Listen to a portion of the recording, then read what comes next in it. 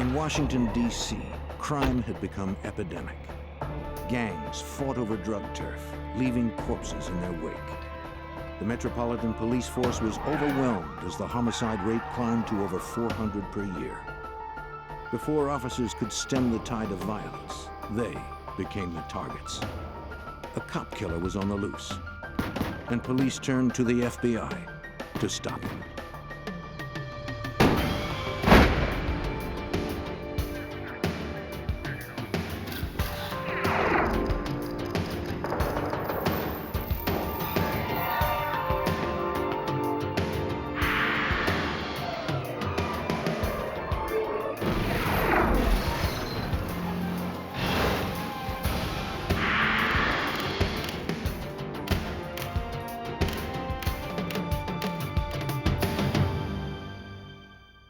In 1995, our nation's capital was also our nation's murder capital. Even the police weren't safe. While Washington, D.C. law enforcement targeted criminals, the criminals targeted law enforcement, even gunning down officers on patrol. I'm Jim Kallstrom, former head of the FBI's New York office. As the death toll mounted, D.C. police called upon the FBI for help. The hunt was on to find a cop killer and to bring order to a town in trouble. But things would only get worse before they got better. On January 10th, 1995, at a fast food restaurant in northwest Washington, D.C., Metropolitan Police Officer Vance Warren was taking a dinner break while working part-time security. It had become common practice for businesses to hire uniformed off-duty police officers to protect their establishments. Everyone felt more secure, customers and employees alike.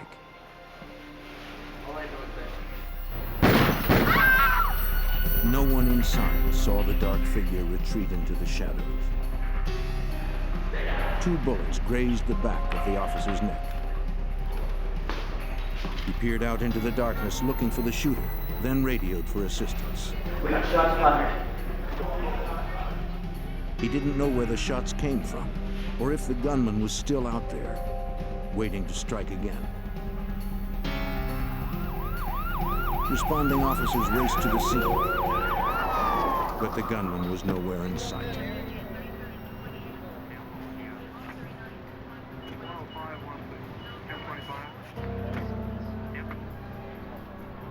There was no attempt at a robbery.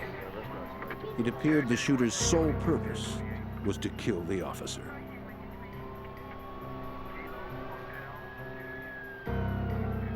From witness accounts, police believe the shooter acted alone. The forensic team recovered 2 .32 caliber slugs from inside the restaurant. No shell casings were found at the scene. Though Officer Vance Warren survived the shooting with only minor injuries, others weren't so lucky. Less than 2 months earlier, on November 22nd, a gang member walked into the District of Columbia's police headquarters with a gun and began firing. In an instant, the police sergeant and 2 federal agents were dead. The 4th was critically wounded. With no chance for escape, the killer turned the gun on himself.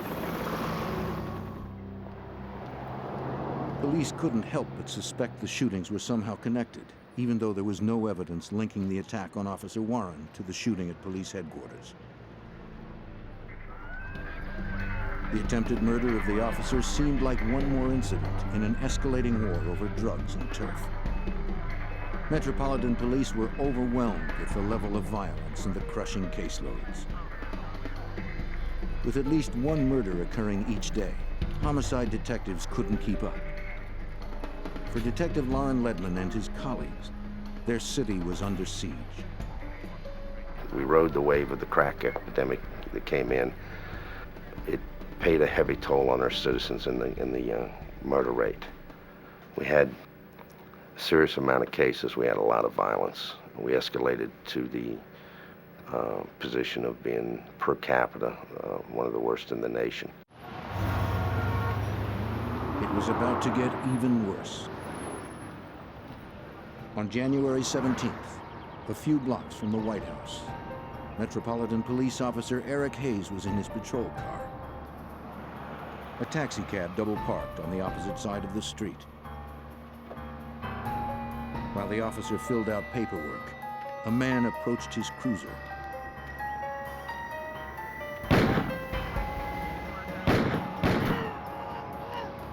He shot the patrolman 4 times at close range. Wounded in his chest, legs, and abdomen, Officer Hayes struggled out of his vehicle. The cab driver witnessed the shooting. He reported it to his dispatcher. Look, just unsuspecting, running down the alleyway. As the shooter bolted, the cab driver circled around the block. Making his getaway, the gunman stripped off his mask and jacket in an attempt to change his appearance. When the cabbie turned the corner onto the next block, he saw the shooter emerge and alerted his dispatcher that the shooter hailed him. Not realizing the cabbie had witnessed the shooting and followed him, the assailant got in. The driver discreetly turned off his radio, and the dispatcher notified police.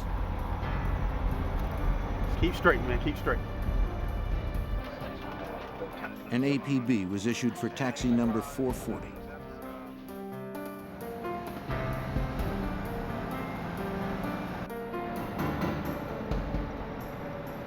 The driver tried to remain calm, hoping police would find his car.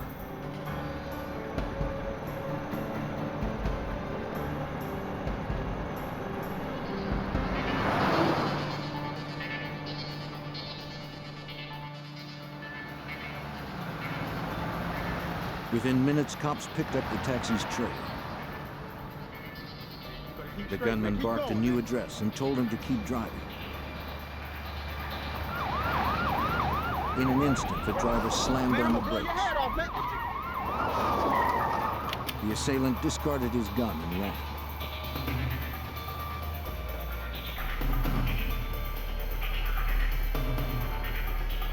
He evaded the pursuing officers.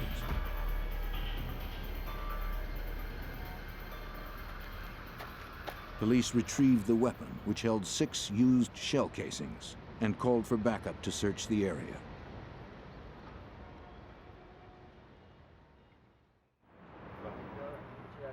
At the crime scene, Officer Hayes fought for his life.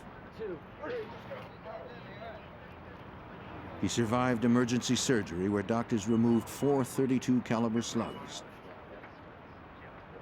An officer called in a forensics unit to gather evidence. They scoured the crime scene. Before gathering any physical material, they photographed the entire area. In the alley, they found the clothing discarded by the assailant, including a black ski mask. They hoped clues revealed in the lab could lead to the shooter's identity. Fearing another blindside attack, the police chief ordered all officers to patrol with a partner and called in the FBI for assistance. Special Agent Jay Abbott was assigned the case. But what had happened up to that point led us to believe that, my God, we may be dealing with some sort of gang in D.C. that's just decided to take it upon themselves to declare war on the police and just start trying to kill police. Metropolitan Police fought back with forensics. They sent all physical evidence gathered from the crime scenes to the FBI laboratory, one of the foremost forensics labs in the world. Clothing recovered from the most recent shooting was forwarded to the Hair and Fiber Unit. This unit works 2,500 cases a year from around the country. The DC cop shooting case was given top priority.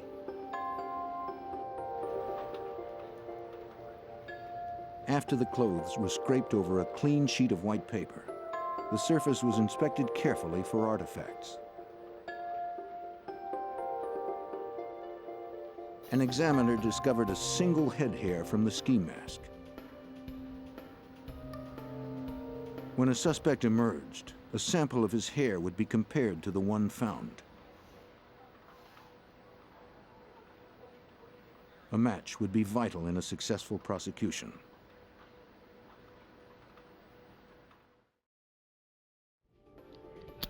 The gun, the casings, and the recovered slugs were sent to the FBI's Firearms and Tool Marks Unit.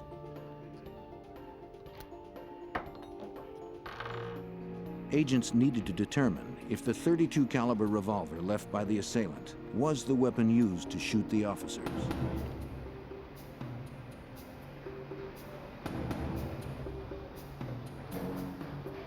Every gun possesses distinct spiral grooves inside its barrel. When a bullet is fired, those grooves leave an imprint on the projectile.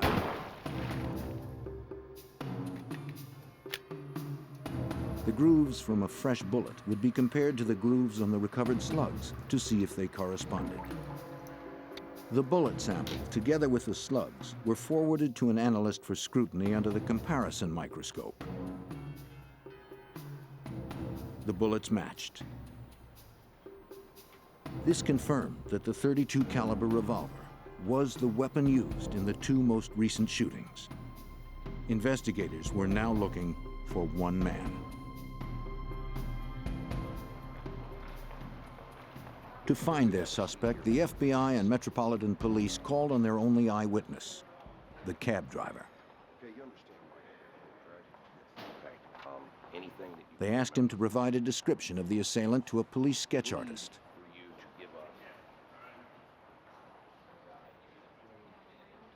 The cabbie described an African-American man with a medium complexion and square jaw.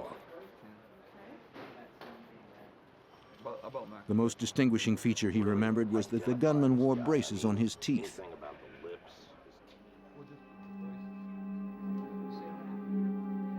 Investigators contacted area dentists and orthodontists to see if they recognized the man in the picture as one of their patients. The composite was also distributed through television, newspapers, and local business.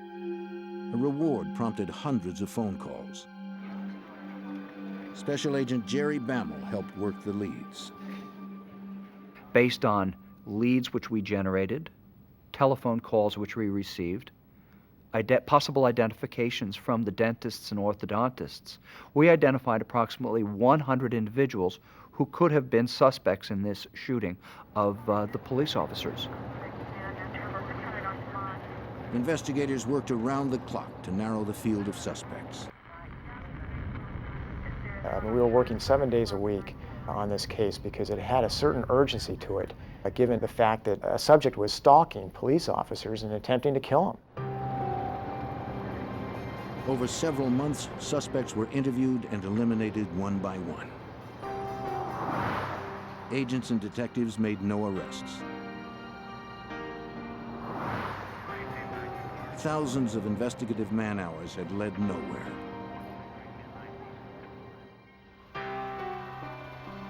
Then, on April 26th, Officer John Novobilski of the Prince George's County, Maryland Police was hired to guard a liquor store in nearby Landover, a suburb of the District of Columbia. A masked gunman approached and fired at close range. He unloaded 16 rounds. The policeman never had a chance.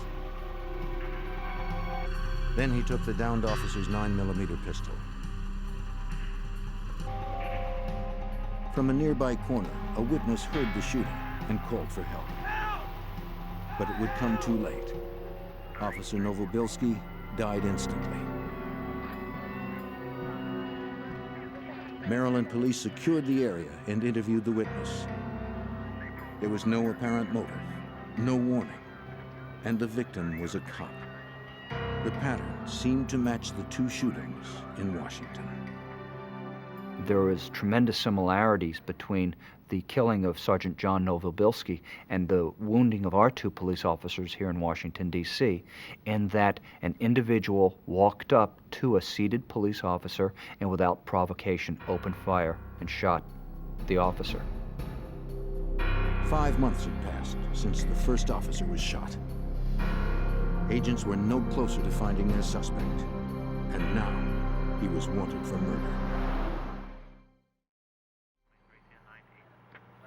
Washington police and FBI agents scoured the streets looking for the assailant who had wounded 2 of their colleagues.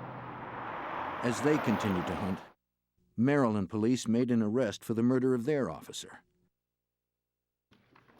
There was no evidence linking the Maryland suspect to the 2 attacks on D.C. police.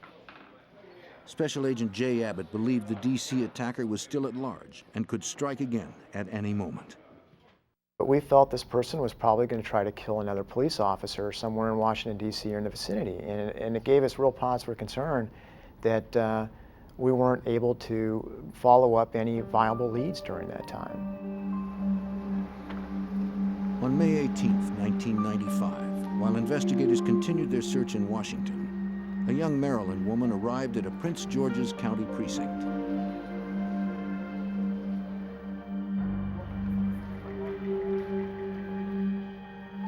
Bruised and battered, Nadine McCrae explained to the police officer that she had been beaten by her boyfriend. Accompanied by a supportive friend, Nadine began to detail the vicious assault she received at the hand of Ralph McClain.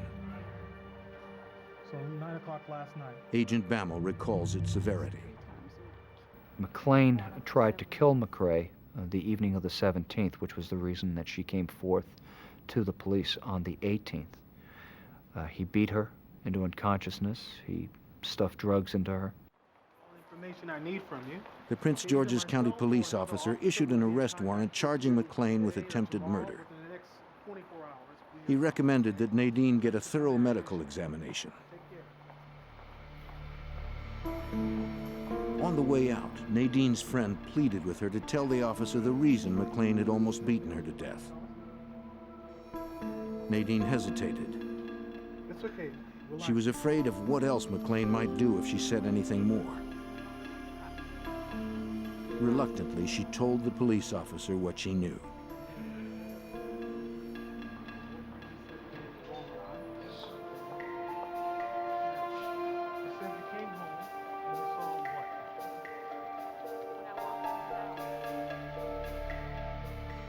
The night the sketch of the suspect appeared on the television news 3 months before, she was surprised to see McClain prying the braces off his teeth.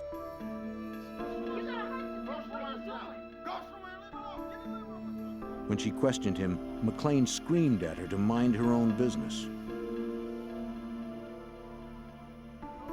According to Nadine, her boyfriend, Ralph McClain, was not only responsible for the shootings in Washington, he was also a cop killer.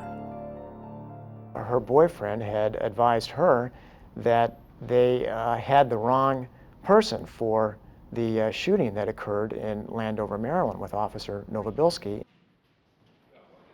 She provided the break that agents were looking for. Okay, Nadine, I'm going to call another detective who's handling this. Nadine McCrae, so reluctant to speak at first, knew that now there was no going back. I think she realized how dangerous the person was and was very willing to cooperate with us.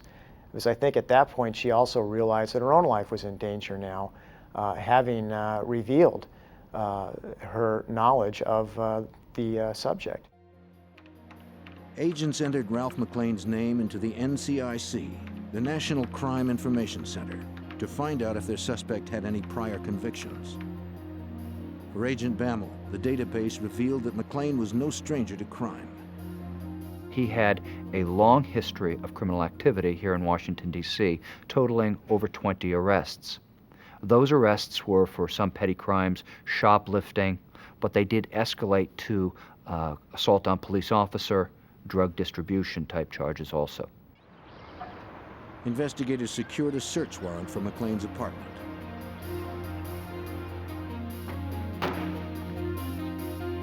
It was a very tense time just to go into that residence with the possibility that he could be there and with all the tension of realizing what they might find. McClain wasn't home. Investigators began searching the apartment.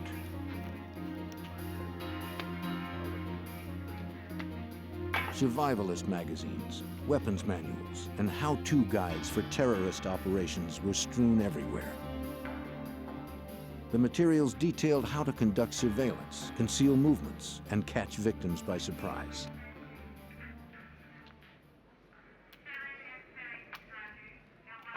Detective. In the living room, the forensic team uncovered a black ski mask similar to the one found at the second shooting. Yeah, that fits the description too. They also discovered 9mm cartridges, the same type used in the assault that killed the Maryland officer. In a cabinet, they found more ammunition, this time for a .32 caliber weapon. That's very important to us because the shooter of Sergeant Eric Hayes and Officer Vance Warren used a .32 caliber revolver in that shooting. Also, a manual for a MAC-11 assault weapon was found, and additionally, lots of writings of anti-police type hatred were found within the residence. Forensics examiners searched for strands of hair to compare to the one found previously. The team took samples from hairbrushes, bed sheets, even the drain in the bathroom sink. If hairs from McLean's apartment matched the hair recovered from the crime scene, agents would have forensic evidence against the fugitive. There's more in here. Let me get the rest of this out.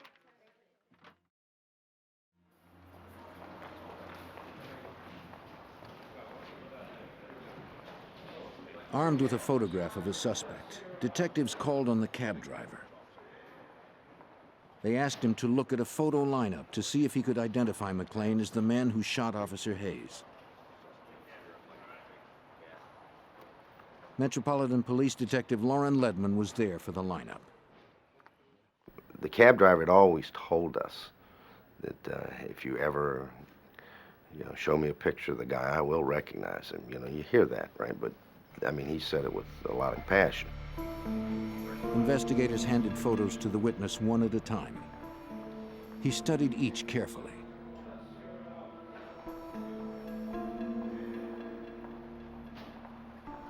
When he was handed the fourth photo, the whole terrifying incident came flooding back. He was staring into the face of Ralph McLean. He was talking to the picture as if Ralph McLean was there. He was talking to him through the picture. It was the best identification I've ever seen. I mean, he's screaming at this picture. Investigators now had two witnesses who pointed to Ralph McLean as the cop killer. Science would be the third witness. At the FBI labs, examiners matched the hair samples retrieved from McLean's apartment to the hair recovered earlier from the clothing found at the Officer Hayes shooting. It was the critical piece investigators needed to secure an arrest warrant for Ralph McLean. At that point, we were armed with some very serious evidence. We had the girlfriend with the admission, we had hairs, and we drafted an affidavit for signature for a Superior Court judge, and in the middle of the night, we went out and we obtained that warrant. But first, they had to find McLean. Investigators canvassed all of his known haunts.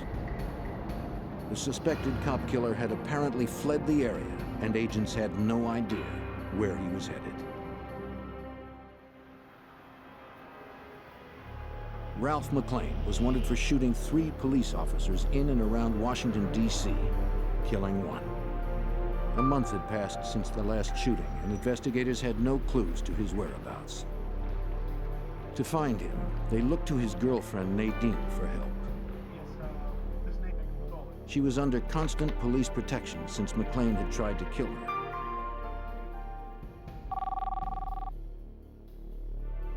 Nadine spoke with McLean through his cell phone.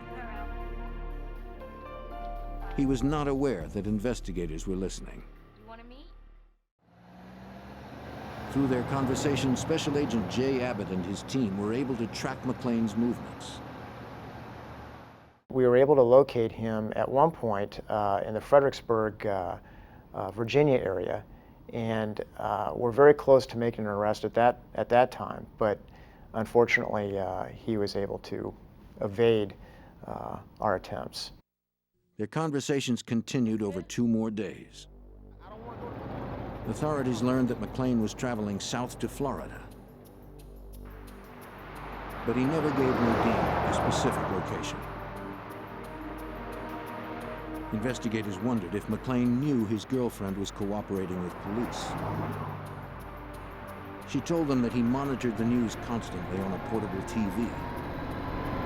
If they were going to catch McLean, they needed to surprise him and keep his name out of the media. That meant keeping the arrest warrant out of the national system.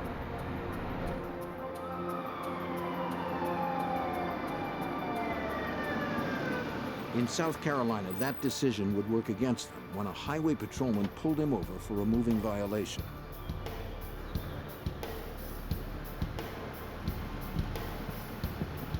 The officer approached and asked to see a driver's license and vehicle registration. McLean showed him his registration and claimed his license was in the trunk. The South Carolina officer, just weeks away from retirement, followed him to the rear of the automobile.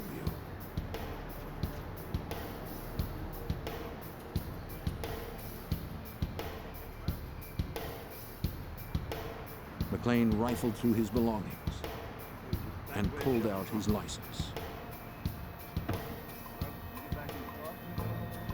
The officer told McLean to return to his vehicle while he called in to see if he had any outstanding moving violations.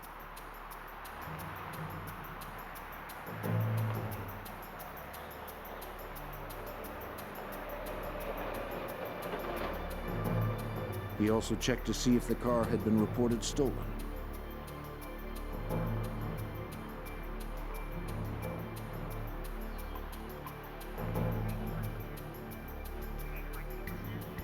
Records indicated that it was legally registered to Ralph McLean.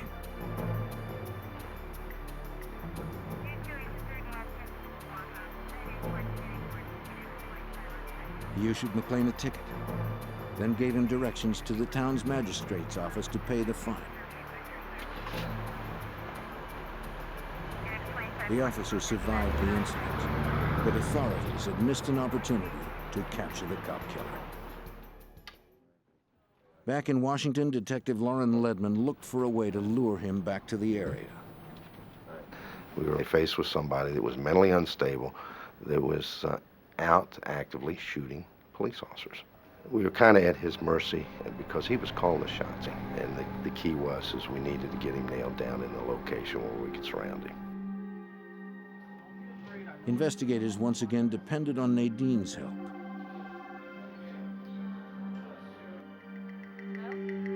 They advised her to promise McLean a reconciliation if he returned. Hey, you want to meet somewhere? McLean said he was interested in the offer, though he wouldn't agree to when or where they would meet again. Investigators worried that they were losing the element of surprise. We were looking for a little bit of an edge, but that edge was taken away from us. The media found out about it. They broadcast his name, his photograph, and so forth, which really bothered us because it brought us to another heightened level. They hoped McLean hadn't seen the broadcast. On Memorial Day weekend, McLean called Nadine. He was ready to meet with her. As instructed by the FBI, Nadine suggested meeting at a large shopping mall in Northern Virginia, a place where agents could maintain surveillance without being noticed. What I'll do is I'll call you when I get to the mall. Okay? McLean agreed to the location. All right. Talk to you later. The information was relayed to agents in Washington. Special Agent Al Buckley, in charge of the arrest plan, was notified. He called the FBI SWAT team that had been on standby for several days. When I heard the information that Mr. McLean was heading back to the Virginia or Washington, D.C. area, I felt that Mr. McLean was coming up to do two things, either to kill Nadine and possibly kill an additional police officer. Agents and D.C. officers arrived at the mall in Tysons Corner, Virginia. Their first task was to set up a perimeter. They had to be certain that once McLean arrived, he would not slip through. Collectively, the team had decades of experience. This should have been a routine operation. I've been involved in several arrest situations where meetings are held before the arrests, and a lot of times there's a lot of joking around just to relieve the tension. I'd have to say that that night was a little bit different. It was quiet, and that's probably the first time in my FBI career that I could just cut the silence with a knife. The team finalized plans and waited for word that McClain arrived. At the Prince George's County Police Station, where Nadine kept in contact with McClain, the dispatcher relayed information to agents in the field.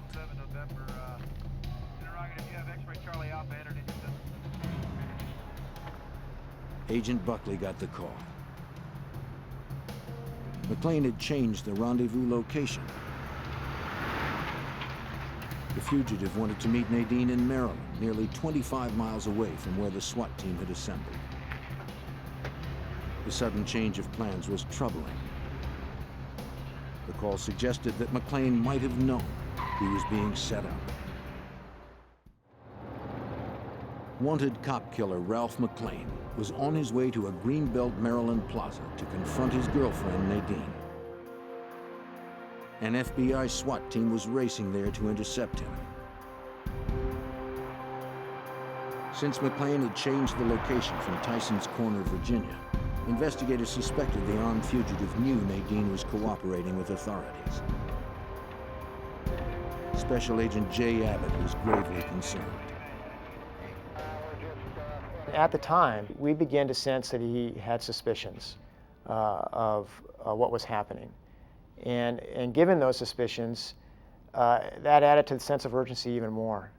We weren't sure that he would actually show up at one of these locations to meet Nadine. He might begin to smell that there was a trap. As they got closer, agents turned off their blue light and constantly monitored the radio. A police dispatcher relayed updates to agents in the field. He kept them posted on McClain's plans, learned through conversations with Nadine. 36 and 51, be 1051 to 600 block of Jefferson. Agents were at the mercy of the fugitive's whims. After changing the location several times, the team got word that McClain decided to meet at a gas station across from Beltway Plaza. They scrambled to set up a perimeter around the gas station. Agents hoped they would have enough time to secure the area. Once in place, they would wait for McClain to either show up or call Nadine. Detective Ledman took his position in a field across from the gas station. He believed McClain would show up to see Nadine despite suspicions of a trap. We didn't even know if he even really wanted to meet her. We just felt that he was just trying to get in shooting range of her to kill her. Why? Because she was the only ear witness to this shooting of this police officer. As the team continued to assemble, Nadine remained at police headquarters on the cell phone with McClain.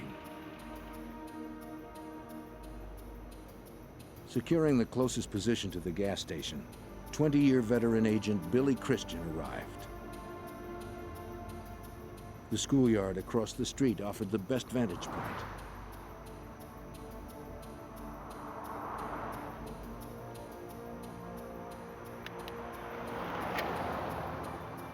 If McClain appeared, Agent Christian would be the first to see him. Is this number 1? Is this number 2? Other team members set up on nearby streets, hoping to spot McClain's car as it approached. Pressure mounted as they waited and watched.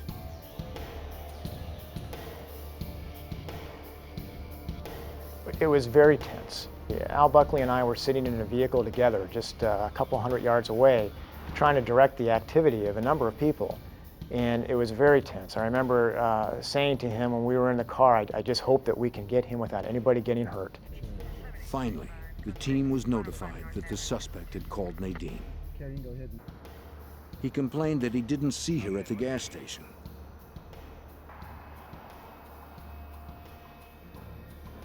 McLean was in the area, but agents couldn't get a precise fix. Investigators believed he was very close. This particular time, he was whispering, which led me to believe that somebody was close to him, which caused me to look around. You see, was I on top of him and didn't know it? Hidden behind a small hill, Detective Ledman checked the gas station again. But he still didn't see McLean. Scanning to his right, the detective could see Christian's car. From his position, Christian also surveyed the area, but he too saw no trace of the fugitive. At that point, a local officer out on his regular patrol approached Christian's car from behind. The patrolman, unaware of the arrest plan, thought the agent's car seemed suspicious.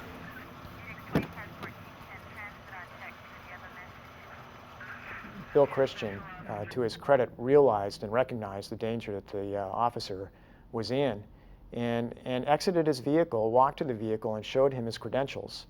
That action probably identified Bill Christian to Ralph McLean as a law enforcement person. The officer turned off his lights and pulled away from the scene.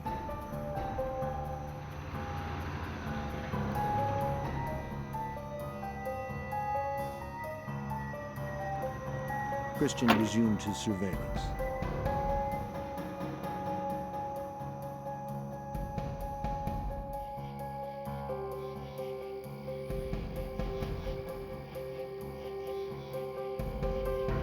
While investigators watched for McLean, he was watching them.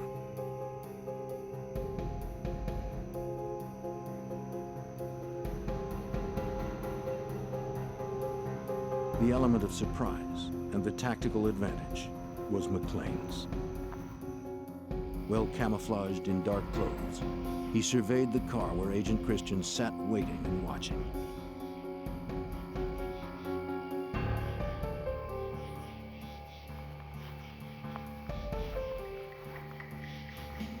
He advanced slowly and deliberately on Christian's position. Agents knew he was out there, somewhere. Anxieties ran high since McLean's calls to Nadine had stopped. The cop killer continued to advance. With Christian's gaze fixed on the gas station, McLean stalked the agent.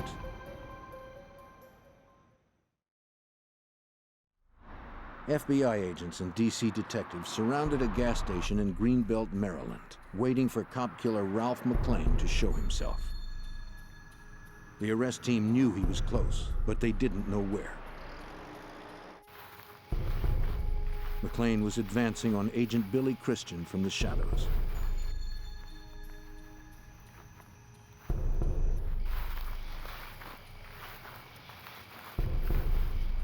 Christian heard something, turned to look, but saw nothing.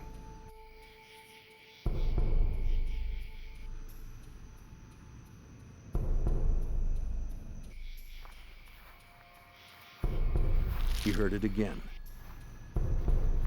glanced around, but no one was there. McLean's low profile hid him below the agent's line of sight.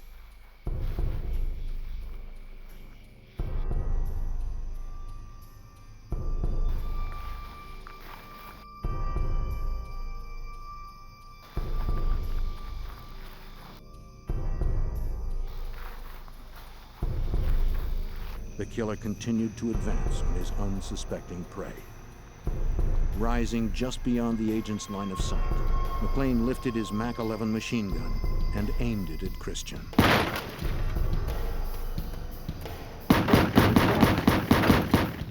Muzzle bursts ripped through the night air. Agent Billy Christian slumped in his seat. Detective Ledman spotted McLean sprinting into the woods and called for backup.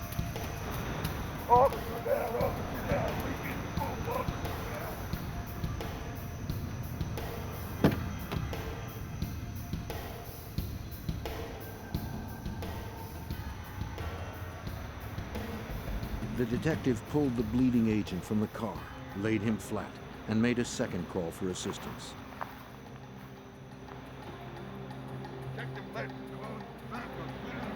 Agents Jay Abbott and Al Buckley were among the first to respond. We heard a call come over the radio of shots fired, and that the subject is running. When we pulled up on Billy Christian's car, we realized that Billy had been shot. The window had been blown out. Detective Ledman tried to help the fallen agent before rescue units arrived. He had been hit on the blind side to his left at a 45-degree angle. He had been hit several times, and he was dead. The cop killer had claimed another life.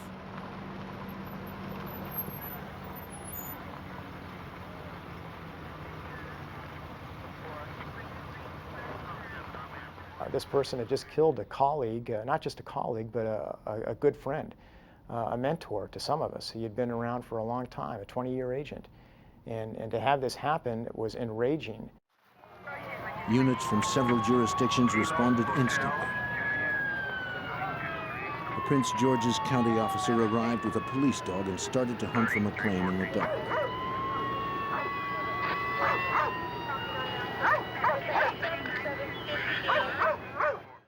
I remember him running up to Billy's car. I remember him looking at Billy and sniffing at the door area, and then turning around and trying to make a beeline back toward the school. The team tore off into the darkness with the dog and their semi-automatic weapons.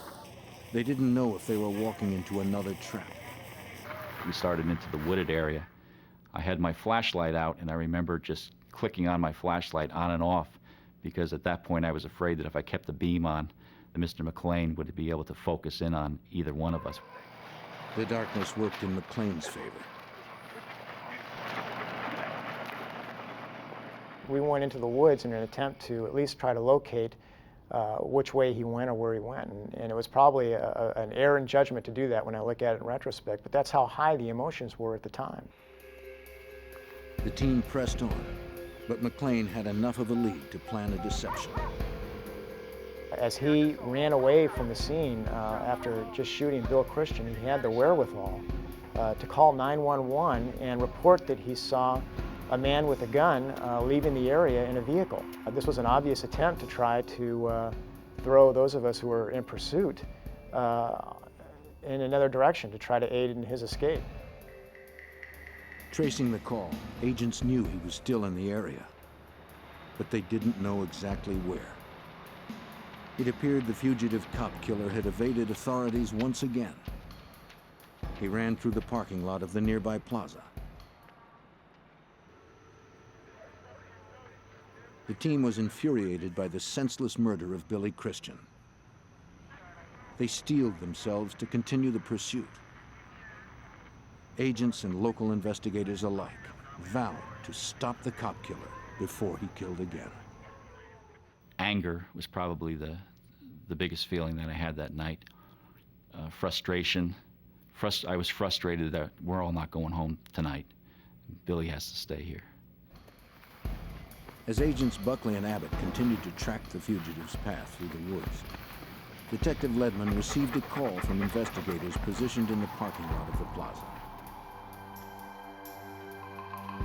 Mr. McLean had run and gotten behind a store and had a large ramp that leads up to the back of the store where there was 3 trailers, and he had secluded himself behind those. McLean opened fire on pursuing officers. They took cover on the ground and returned fire.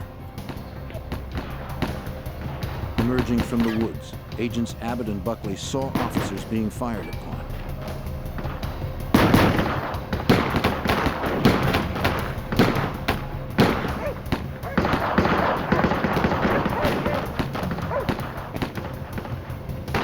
They pulled their guns and joined in the fight. McLean was dug in and well armed. Officers were pinned down.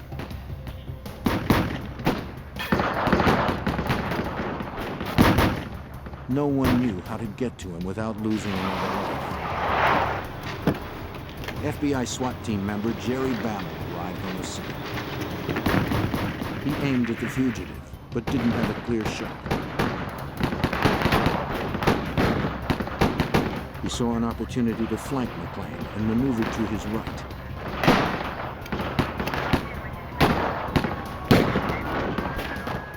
While police and agents traded fire with the cop killer, Bammel remained hidden from McClain. Then he stepped out from behind the dumpster and began firing on the shooter from the opposite side. From his position, Bammel noticed that McClain had a possible escape route. The loading dock ended with a railing and then a 10-foot drop wall. And I realized that McClain could conceivably get over that wall and flee into the lower parking area where there were no agents or officers at the time. Bammel blocked McClain's exit with gunfire. Now McClain was receiving fire from two different positions.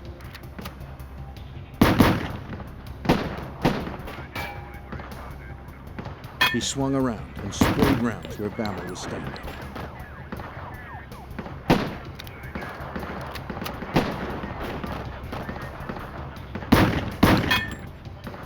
The agent returned fire. McClain was hit. Agents and officers continued firing. McClain fired one more round. Then there was silence. I waited a moment, and then there was a call out, something like, "He's down, he's down." Bammel hesitated before advancing on McClain's position to be sure this wasn't another trick. While officers and agents waited in the lot with guns at the ready, Agent Bammel made his way alongside the trailer, approaching the motionless figure. Another agent advanced on the opposite side. As they moved in, an officer yelled from the darkness that he saw movement. He was going to fire two more rounds towards McClain. As soon as he yelled that, I yelled, "Don't shoot, don't shoot, don't shoot," because I was immediately concerned of the fact that we had placed ourselves into a deadly crossfire situation.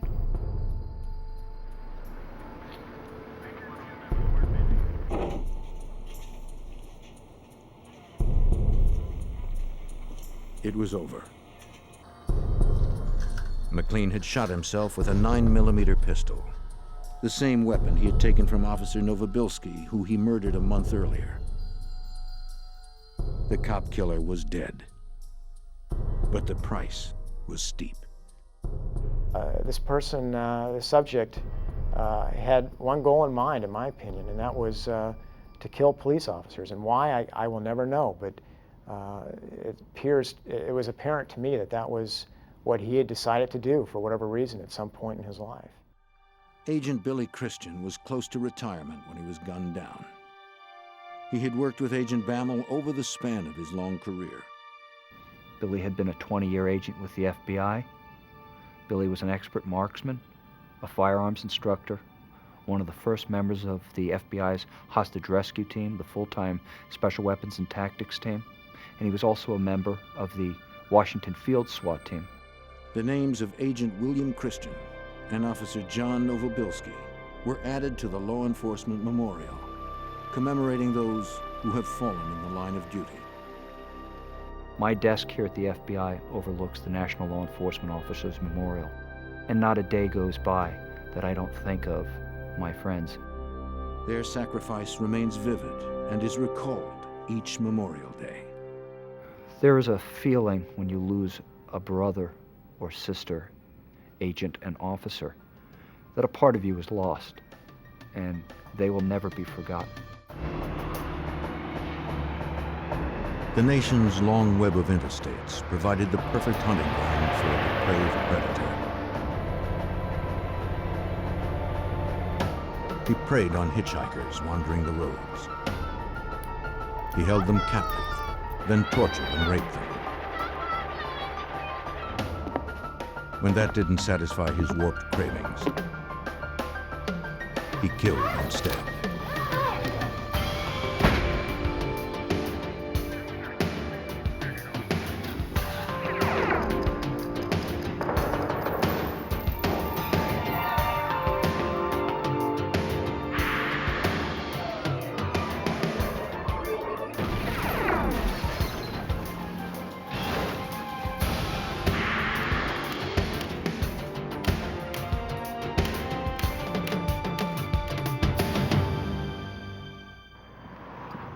Across the nation, a serial rapist targeted unsuspecting women. It was only a matter of time till his dark urges raged out of control and led him to murder. He followed a path so random it was impossible to trace, and all that tied him to his crimes were his access to the highways and a bizarre sexual fetish. I'm Jim Kallstrom, former head of the FBI's New York office. When investigators believed the suspect had committed dozens of murders, the FBI was determined to put the brakes on his nationwide rampage.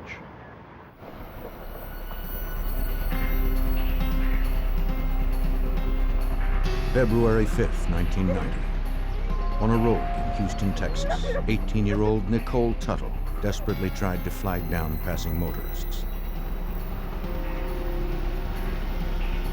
Someone finally stopped for the bruised and bleeding woman. Oh my God. There's a guy trying to kill me. There's a guy trying to kill me. The driver took her to the closest phone to call police. Please help. At the Houston police station, Nicole told officers that she'd been kidnapped and assaulted, but she'd managed to escape. I have to get out. Her ordeal began in California 1 week earlier.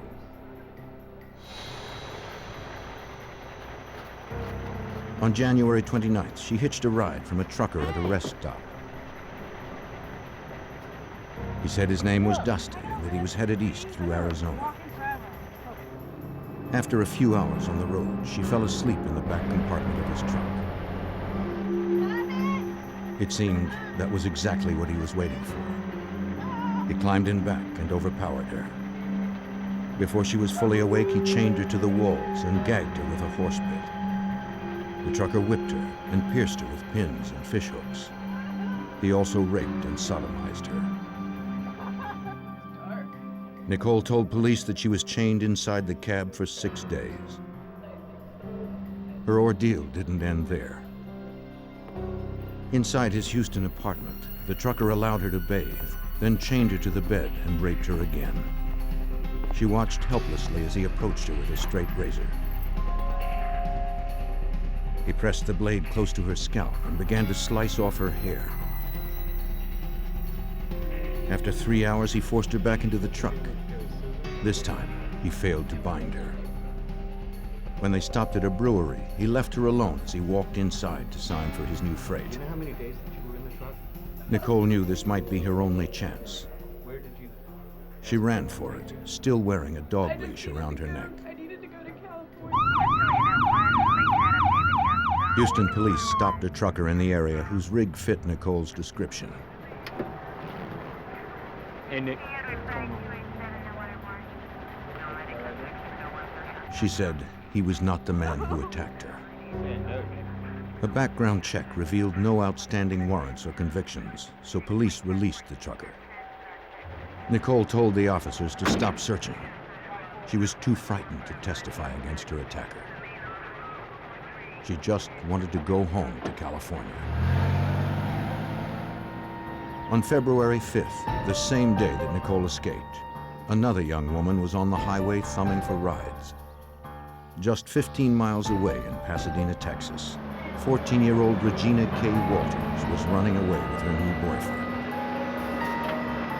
Her parents were divorced, and Regina usually stayed with her father in Houston. She'd been visiting her mother for a few days when she fled and began hitchhiking. Whether she was following the lead of her new teenage boyfriend or just testing her independence, a trucker soon stopped for the pretty young girl.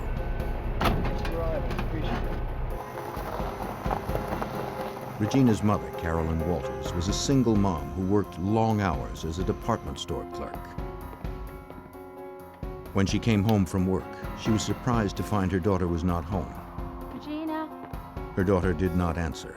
Regina. Carolyn found no notes and saw no other signs that her daughter had been back to the house. She checked the answering machine, but Regina had left no messages. Carolyn called her daughter's friends and Regina's father in Houston. Hello, Chris. No one had heard from the girl. Is Regina there? The distraught mother reported her daughter as a missing person to Pasadena, Texas police. She spoke with a detective from the juvenile section, providing the officer with Regina's description. Her 14-year-old daughter was about 5 feet tall, weighed 95 pounds, and had long, curly brown hair. The detective asked Carolyn what steps she had taken so far to find her. Carolyn had posted missing persons flyers, but no one had yet responded. The worried mother hadn't heard from her daughter since they argued 2 nights before. At 9:30 that night, Regina told her mother she was going to visit a friend. I just think you ought to stay home tonight. When Carolyn objected, the girl insisted she would be right back. No, it's not. Well, I want Regina, what? Against her better judgment, Carolyn relented, trusting that Regina would call if she stayed out later. Though the young teen had a history of running away, she always returned on her own. Her mother believed this time was different. Pasadena, Texas police detective Suzanne Jackson of the Juvenile Division was assigned the case. She understood Carolyn's concern. Several days passed, and Regina would normally call her mom when she would leave home and let her mother know that she was okay and that she was just out. She would be back when she was ready to come home, and she had not done that.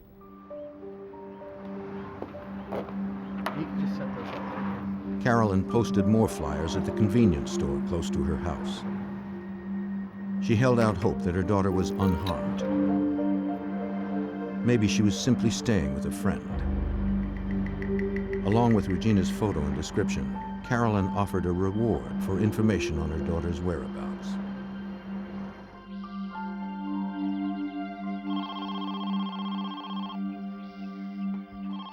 Five days after Regina's disappearance, Carolyn received a phone call.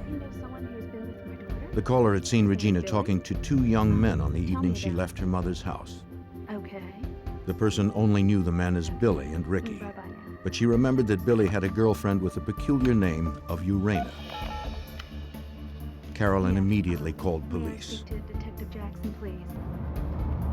The following day, a second caller gave Carolyn the address of an apartment where he had seen Regina at a party 2 days before.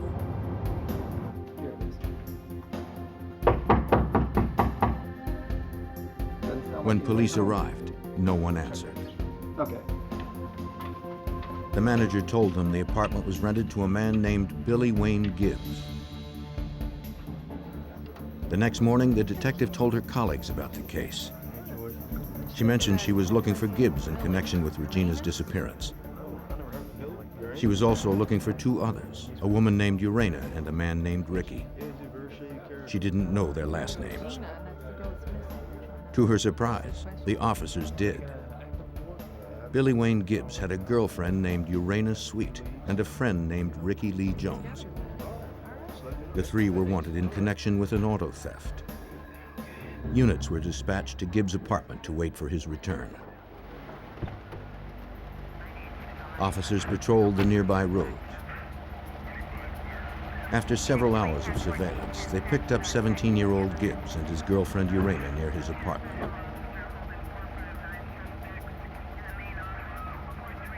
Police handcuffed the young couple and brought them to the station for questioning.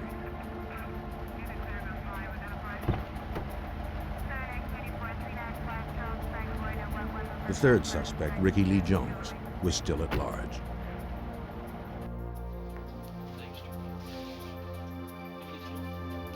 The arresting officer asked Gibbs if he had seen Regina or Ricky Lee Jones. Gibbs said he had spoken to them 4 days ago, but not since. He told police that Ricky and Regina were in love and planned to run away to Mexico where Ricky had relatives. The detectives suspected that 18-year-old Jones had another reason for leaving town. If he were caught with Regina, he could be charged with contributing to the delinquency of a minor.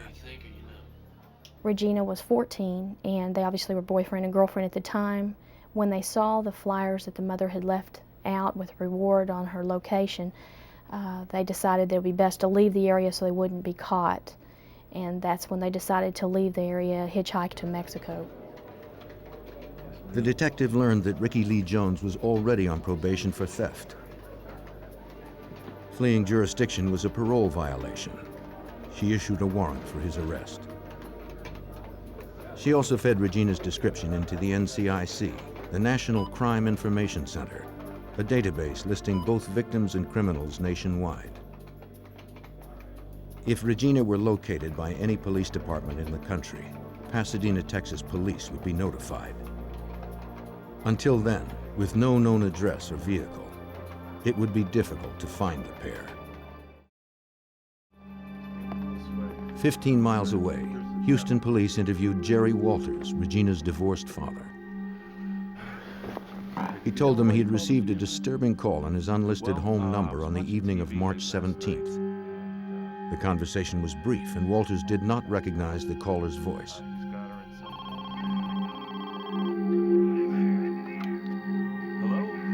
The man asked, "Are you Regina's father?"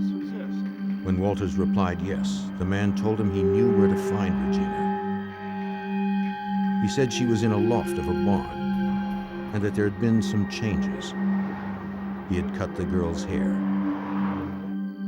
Regina's father asked if she was dead or alive. The caller hung up without answering. Detective Jackson asked Southwestern Bell to trace the call. The company told her it would take several days. Police would simply have to wait. Aside from the phone records, the trail of the missing 14-year-old and her boyfriend was stone cold. In March of 1990, Pasadena, Texas police detective Suzanne Jackson continued her search for 14-year-old Regina K. Walters. The girl hadn't been seen since early February when she left a friend's house with her 18-year-old boyfriend, Ricky Lee Jones. The detective's only lead was an anonymous phone call made to Regina's father on March 17th. The call had yet to be traced. On the same night Regina's father received his call in Houston, her mother in Pasadena, Texas also got a call. Hello? She recorded the conversation as police had advised. An unknown man told Carolyn to meet him at 6:30 the next morning at the local convenience store. He had something to tell her about Regina, and he wanted to say it in person. Without giving his name or description, he hung up. Carolyn called Detective Jackson, who told her it was risky to meet the man. When Carolyn insisted, Jackson said police would go with her for protection. From a distance, officers kept an eye on Carolyn as she waited at the convenience store for the unknown caller. She had no way of knowing if the man knew who she was, and no way to identify him. Her only hope was if he would approach her. She studied everyone who came in and out, and everyone who used the phone. Carolyn waited over 2 hours. The caller never came forward. 2 days later, Pasadena, Texas police received the phone records for both calls to Regina's parents. They learned that the call to Regina's father in Houston was made from a gas station in Ennis, Texas, 200 miles northwest of where she was last seen. The call to her mother's home in Pasadena, Texas, was made from a payphone only a few blocks away. At that particular time, it was obvious that we were becoming very concerned about Regina's whereabouts with the phone calls and the information that we received. We were pretty sure that there was going to be foul play involved. 2 weeks later, Carolyn told Detective Jackson that the man who had called her before wanted to set up another meeting at the same convenience store. Police traced the call to a nearby payphone. The caller had already fled. On April 23rd, police found a partial skeleton of a small female near a riverbank in Pasadena, Texas. They determined the young girl's age and weight was close to Regina's. Detective Suzanne Jackson brought Regina's dental records to the medical examiner. I went to the ME's office with my information. We did a comparison on some dental x-rays and found that this particular person was not Regina. Months went by with no leads. Regina's parents feared the worst. On October 12th, 2 boys were playing near a dirt road in Manville, Texas, 26 miles south of Houston. Close to the road, they came across a wood pile. They found something they'd never forget. Human remains. They ran home to tell their parents, who called police. Officers arrived and secured the area. They could not identify the body at the site. It was too badly decomposed, and there was no wallet or identification nearby. All police could guess was that the victim was a child or young adult. They hoped an autopsy would tell them more. The Pasadena, Texas detective traveled to the Harris County Medical Examiner's office, bringing Regina's dental records. So you almost have a match right The there. ME compared those records to x-rays taken of the corpse. But then you get everything you can tell us. They did not match. It was a little disappointing, although we were very relieved that it was not Regina. Her parents at this particular point were concerned that we were going to be recovering a body and we were not going to be locating Regina alive, and they were ready for some type of closure at this point. As the search continued in Texas through the fall of 1990, a farmer prepared to burn down his old barn in Bond County, Illinois. He hadn't been inside in years. The farmer climbed up into the hayloft to make one last check of the place. He looked through the abandoned building, but found only items long since discarded. Nothing seemed especially unusual or out of place. Then, something caught his eye. He looked closer at the strewn hay and saw a skeleton that appeared to be human. The farmer immediately called police.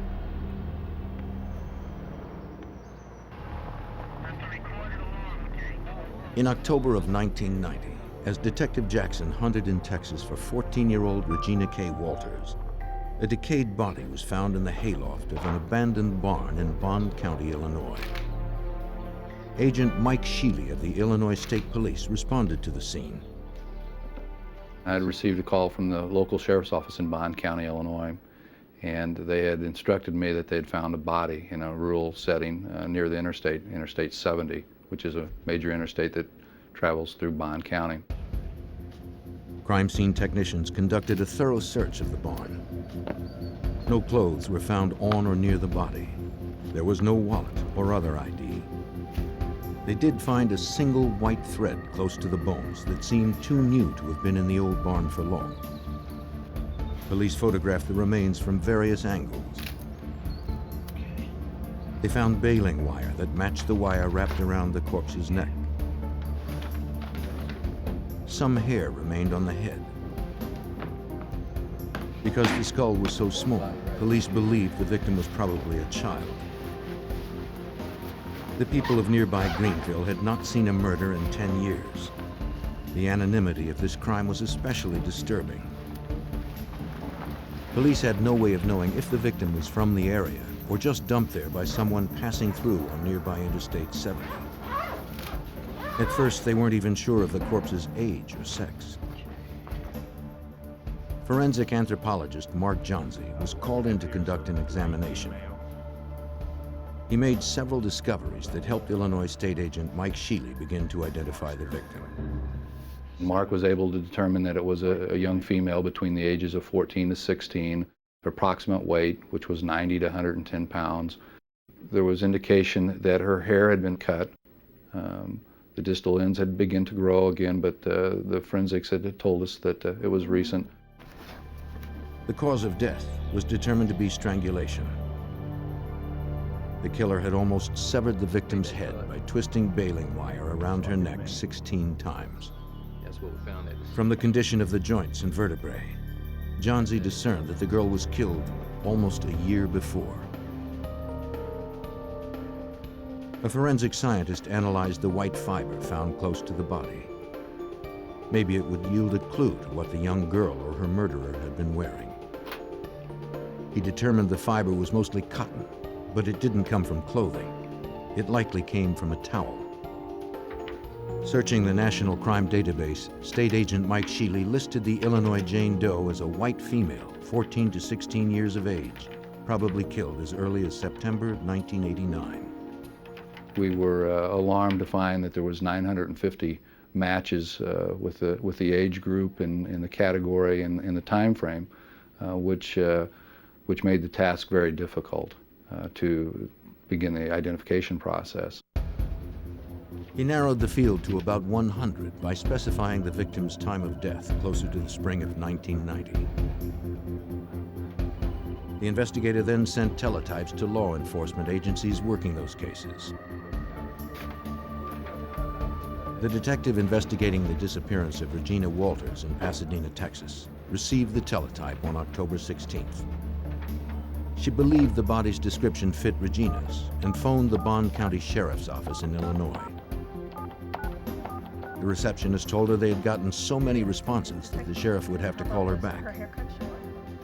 Before she hung up, the detective remembered the mysterious phone call Regina's father had received. The caller had said the girl was in a barn. When I asked her if the body was found in a barn, she immediately transferred me to the sheriff, in which I started talking to him right away. And it was immediately discovered that it was possibly Regina, and so we immediately jumped on that and started sending the teletypes back and forth. The detective asked another question based on the March 17th phone call to Regina's father. Did the girl in the barn have shorn hair? The Illinois authorities confirmed that she did. The girl found in Illinois matched the caller's description of Regina. We sent a copy of dental x-rays to Greenville, Illinois, to the sheriff's office, and those dental x-rays were matched with the body that was discovered there, and it was confirmed to be Regina's body.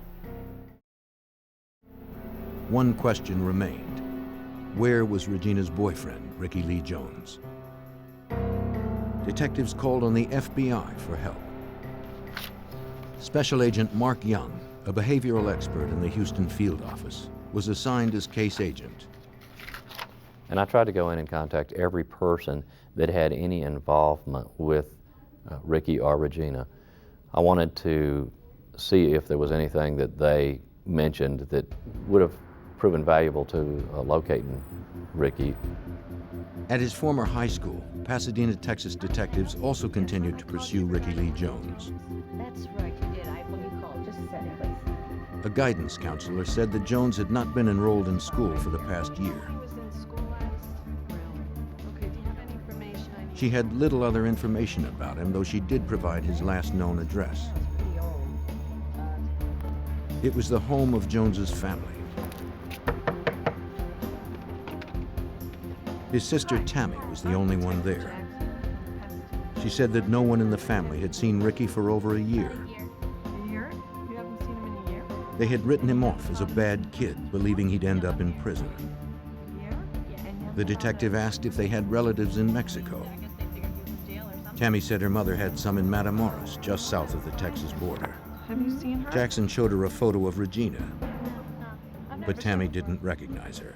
Okay, that's the last time. Has he left? Ricky was already listed as wanted because he had violated his probation. So we felt like maybe he was afraid to come home if he did know anything about Regina's disappearance and her death. We were in fear that he may not want to call and tell us what had happened, or may be involved himself. As Special Agent Mark Young pored over the details of the case, he developed a profile of Regina's killer. The agent determined that 18-year-old Ricky Lee Jones probably did not commit the crime.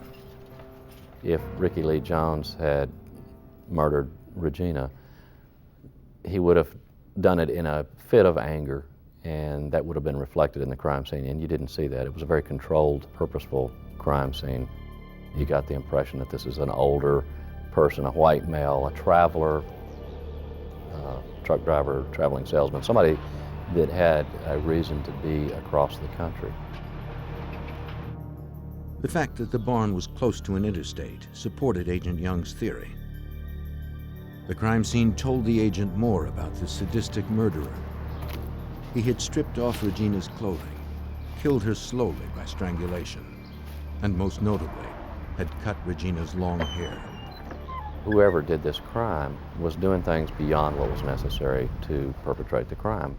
Maybe a sexual predator or sexual sadist, a person that had other offenses also. Investigators were alerted to another crime in the town of Marshall, Texas, 200 miles north of Houston. Partial skeletal remains of a young man were found, washed up on a creek bank. The skull had been perforated on the left side by a small caliber firearm. Though there was little evidence to positively identify the body, the victim's age and location led police to conclude it was probably Ricky Lee Jones. I came to the conclusion that there were no other leads to cover in this case. For all intents and purposes, the case was closed in our division. We had nowhere else to go. To investigators, it looked like the man who had killed Regina K. Walters and her boyfriend had gotten away with murder. As the hunt for a sadistic killer ground to a halt in Pasadena, Texas, 1,000 miles west in Arizona, authorities encountered a problem on their own highways. An Arizona highway patrolman was at the end of his shift when he came across a tractor-trailer parked on the side of an interstate on-ramp. The rig had to be moved. It was a hazard to passing motorists. He noticed the lights were on and the engine was still running. Get back, buddy, get back. As he approached the driver's door, Officer Michael Miller recalled that a man suddenly burst out of the cab and immediately spread his arms against the truck. And I asked him, I said, "What's going on?" And he said, "Nothing, officer, we're doing just fine." He said, "There's no problem. I've got a gun in my back pocket." And he motioned to his back pocket and then put his hands up on the side of his truck. This was kind of an unusual situation. And I could still hear the woman screaming on the inside of the truck. Miller cuffed Robert Ben Rhodes and escorted the trucker back to his car to question him further. He said it was just fine. They were there together in a, I guess you would call it, consenting situation. And, but I didn't know if the screams coming from the woman were the fact that she was startled, she was surprised, but I was going to find out what the situation was. With Rhodes's hands cuffed behind his back, Miller seatbelted him into the patrol car. The officer returned to the truck to check on the frantic woman. He found her handcuffed to the walls by her wrists and ankles. The patrolman assured her she was no longer in danger. I told her, "Ma'am, you're going to need to remain here until I can get some help out here, because this is a criminal or a crime scene, and some detectives are going to have to look at this." I said, "Just remain calm. This man is not going to be back to bother you again. Just remain calm." I left the truck and moved back to my patrol car. Miller returned just in time. Rhodes had maneuvered his cuffed hands in front of him and released his seatbelt. He was about to open the car door. The officer quickly recuffed him. There is no actual routine stop out there on the road that no matter what you come across out there, you never know who you're dealing with. And it kind of sent a chill up my spine to know that if this man, as cool as he was, could have probably killed me and the girl at the same time and still been on the road. Police from the town of Casa Grande arrived on the scene. They freed the woman and transported her and Rhodes to the police station for further questioning. Inside the truck, they found a gruesome array of torture tools. Chains that attached to rings welded to the back of the sleeper compartment, fishhooks, bloody towels, a horse bit, and a briefcase filled with the implements of a sexual sadist. They also found a camera in the briefcase, along with several hairs that did not belong to the woman found in the truck. Casa Grande Police Detective Rick Barnhart led the investigation. Robert Rhodes had what I refer to as a rape kit in his truck. He had all kinds of paraphernalia. He had long sticks with clips on the end where he would draw and quarter his victims. He had whips. And just based on that, I knew Robert Rhodes was a predator. Just north of Phoenix at the truck stop. The woman found chained in Rhodes's truck was 27-year-old Kathleen Vine. I've never had any problems before. She told the detective she had been picked up about an hour earlier from the Rip Griffin's truck stop north of Phoenix. He was trying to rape. When she dozed off in the sleeper compartment, the trucker climbed back, assaulted her, and chained her to the walls. The man told her his name was Whips and Chains, and that he'd been doing this for 15 years. Police photographed her injuries, wrist burns from the handcuffs, and welts from the beatings. She tried to fight off her attacker, but her hands were chained. All she could do to defend herself was to bite him. She managed to injure his left shoulder enough to distract him from raping her. Kathleen agreed to press assault and kidnapping charges, but Detective Barnhart believed she might be problematic for the prosecution. My interview with Kathleen was really sort of bizarre. She would talk about this reality, this terrible assault that she endured, and then periodically she would revert back to a story about her traveling across the country to see the president. She told me she wanted to give the president a microchip, and she talked about the underground prison where no one escapes from. And all this time my heart was sinking because I needed Kathleen to tell a very lucid story about the horrible incident that happened to her. The detective asked trucker Robert Ben Rhodes for his version of events. Rhodes said Kathleen was crazy and described her as a lot lizard, the trucker's term for a woman who trades sex for rides. He claimed that she solicited him and that she liked it rough, though they never actually had sex. He refused to provide any details about what happened in the truck's sleeper compartment.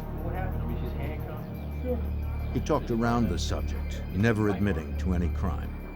Can you please remove your... Police photographed Rhodes's wound.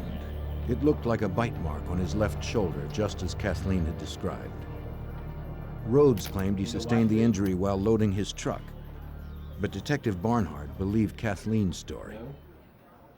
She told me she tried to bite his throat, but he moved and she bit him on the left upper shoulder. And we've got a photo of her bite mark, and her story completely corroborated, what happened in that sleeper cab.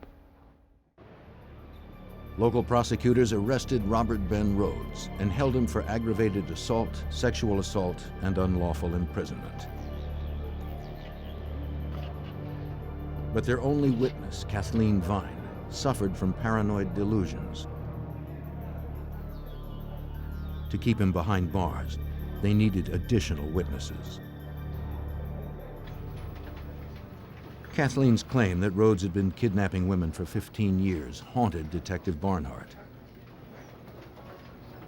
He entered Rhodes's name into the NCIC in case other agencies had reported similar crimes. As the detective pursued the case, it made headlines across the Southwest. A Houston police officer was among those who read about it. The trucker detained in Arizona sounded like the same man who was stopped outside of Houston earlier in the year. Police suspected Rhodes had held a woman captive in his truck for 6 days, raping and torturing her until she finally escaped. They were unable to press charges since the woman failed to identify him. Houston Police Sergeant Bomar described the case to Detective Barnhart. I was contacted by Sergeant Bomar. His was the case where the young lady escaped. I was fairly positive that Robert Rhodes was at least a serial rapist. I had suspicions that he might be a murderer. Since Rhodes had crossed state lines since his last crime, Detective Barnhart contacted the FBI to request assistance. He hoped that with the FBI's support, he could gather enough evidence of the trucker's serial sex crimes to build a case that would stick.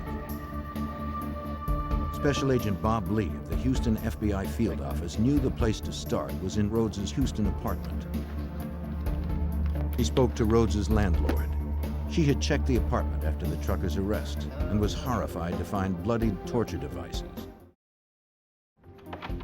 Based on her statement, Agent Lee secured a warrant to search the premises. We know that serial rapists often keep souvenirs from their victims, whether it be a piece of clothing or a piece of jewelry or whatever. When we went in, we found bondage paraphernalia, we found chains, we found handcuffs, we found a rack that someone could be tied to. We found a lot of women's jewelry. Agents and Houston police also found bloody white towels, women's clothing, and stacks of photographs. The snapshots depicted some women with shorn hair in various states of undress, bound and bruised. Investigators believe that Rhodes shot the photos as souvenirs of his crimes to relive his victims' terror. Though agents now had evidence that Rhodes was likely a serial rapist, they were unable to identify any of his victims from the photos. With no additional witnesses, the case in Arizona was still weak. Prosecutors' only witness, Kathleen Vine, was questionable. The trial would be a contest of he said, she said, and a mentally disturbed woman might leave jurors unconvinced. By December 1990, the best Arizona prosecutors could do was to offer Rhodes a deal. 6 years, including time served and work release eligibility, if he pled guilty to the charges against Vine. His attorney accepted. In about a year, Rhodes could be out on parole, stalking new prey.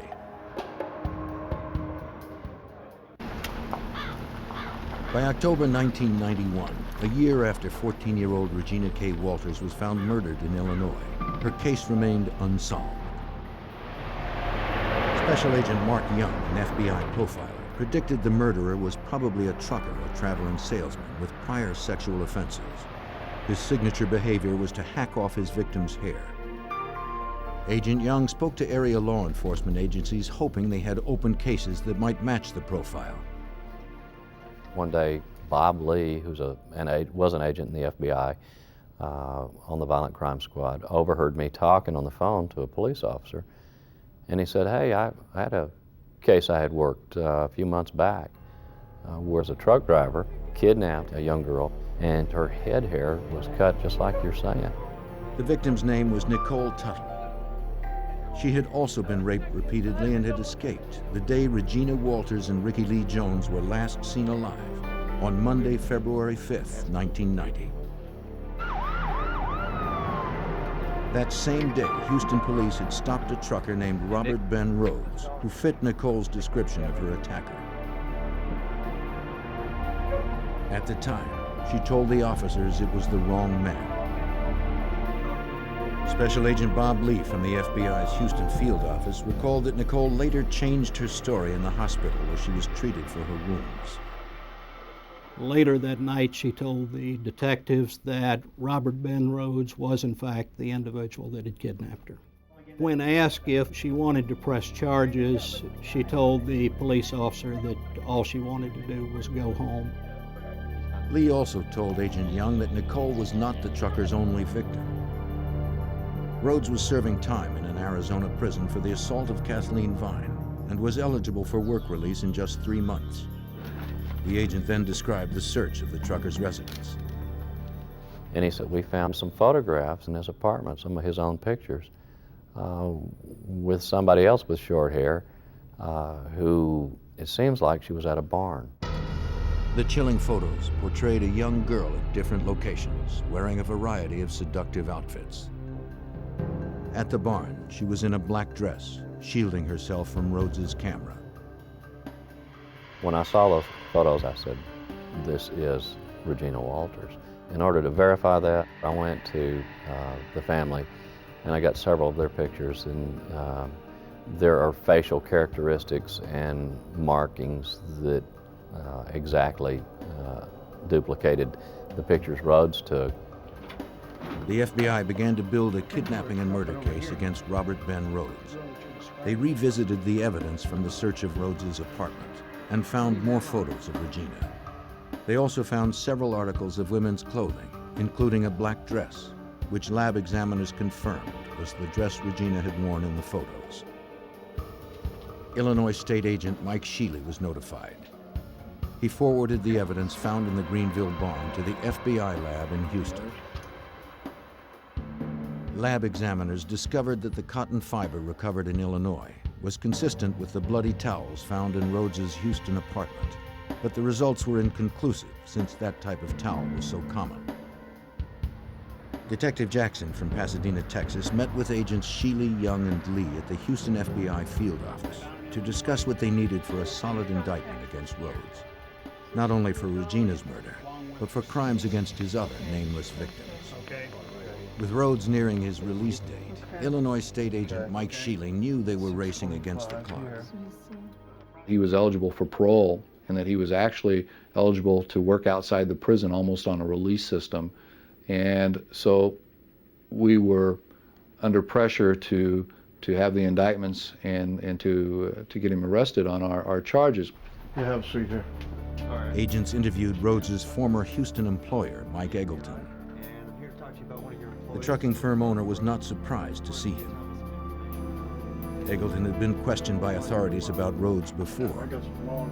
A few years back, local police suspected the trucker of assaulting a woman in the back of his rig, but no formal charges were ever filed. The truck Rhodes had driven had been sold, but Eggleton provided its vehicle identification number, as well as Rhodes's trucking logs and fuel receipts. While agents waited for a trace to come back on the truck's ID number, the team began to assemble a timeline of the trucker's travels. Agents found fuel receipts from a gas station in Ennis, Texas, dated March 17, 1990, the same place and date as the call made to Regina's father, Jerry Walters. Oklahoma City. Several of the local calls to Regina's mother, Carolyn, also coincided with Rhodes's time in Houston. One question about the calls remained.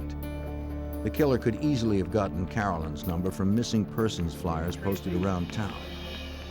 But how had he gotten Jerry Walters' unlisted home number? Agent Young found the answer in evidence stored in Arizona. It was in that evidence that we located Regina Walters' little spiral notebook. And the front cover was all of her personal information, her mother's address and phone number, and her father's. When Young flipped the notebook over, he found something even more disturbing. A message that he believed was written by Rhodes himself. A knife and gun were drawn above a phrase that appeared to have blood dripping off its letters. The phrase read, "Ricky's a dead man." Only a DNA test would confirm if the partial remains of the young man found in southeast Texas was Ricky Lee Jones.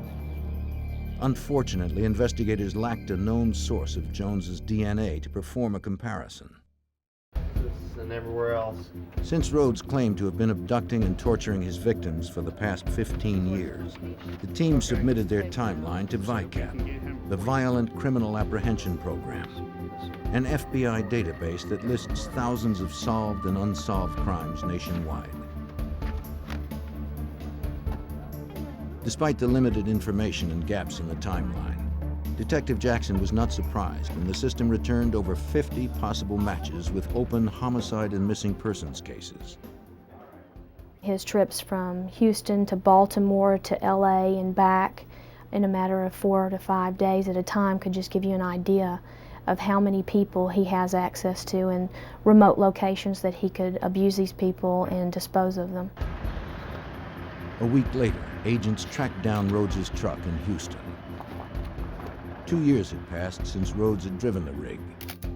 The cab had since been steam cleaned, repainted, and used by other drivers. But evidence of his crimes somehow survived. Investigators recovered a single strand of head hair that was consistent with Regina's. Miraculously, they also found a small fingerprint on the vinyl upholstery in the sleeper compartment that matched her prints. That proved she had been in the truck, but it did not prove when or whether she'd been there against her will. By January of 1992, almost 2 years after Regina had disappeared, investigators determined the evidence was not decisive enough to prove interstate kidnapping. They dropped the federal case. With Rhodes's parole hearing just a week away, investigators convinced the Bond County prosecutor to press charges in Illinois for capital murder. They knew the evidence was circumstantial, but they pressed on. I feared that he could escape, and I also believe that due to the overcrowding in the prison systems and those sort of things, that he could be released. On February 6th, investigators traveled to the Arizona State Prison in Florence to serve the warrant to Rhodes. Their plan was to confront Rhodes with photos of Regina, hoping to prompt a confession. An incriminating statement would bolster their case. The suspected serial killer was unfazed, even smug. We spent approximately an hour with him, but Rhodes was unwilling to speak with us and denied any involvement in the death, and was very firm in his denials. And at that point, we knew that we were going to have to prove our case. Agents believed Rhodes knew they were fishing for a confession because their evidence was weak. They suspected this arrogant man was betting he could beat the charges. Maybe he believed that they didn't care enough about his victims to earn a conviction. A lot of serial offenders, whether they're killers or other sexual predators, will pick victims that they consider the forgotten people because they're banking on that element that law enforcement and society doesn't really care about hitchhikers or less wealthy people, less established folks. He preyed on that type of person in the hopes that he wouldn't get the attention that did happen.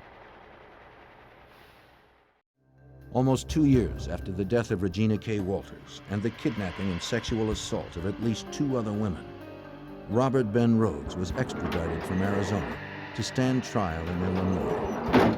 He and his attorney managed to delay the trial date for 6 months. On September 11th, the overconfident trucker lost his nerve. In a Bond County, Illinois courthouse, his attorney pled down the capital murder charge that carried a possible death sentence.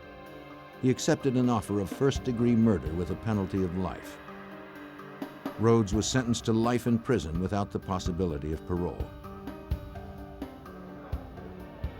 Even as he serves his time in the maximum security prison in Chester, Illinois, investigators have not abandoned the case. They continue to gather evidence, committed to proving that Regina K. Walters was not Rhodes' only murder victim. There is one other picture of a female as yet unidentified that got into the truck with him. We're somewhat concerned whether that may be another victim. Anybody that gets into the comfort zone of the truck of a serial killer may potentially be another murder victim. Investigators continue to work on identifying the unknown women from Rhodes's past in hopes of bringing the small comfort of closure to their grieving families. A mysterious woman lures a businessman across state lines with the promise of a lucrative deal. When he vanishes, authorities turn to the FBI for help. Suspicions point to a bitter business rival, but the suspect stonewalls investigators. Agents would use state-of-the-art technology to find friends and lovers who might be willing to reveal the truth.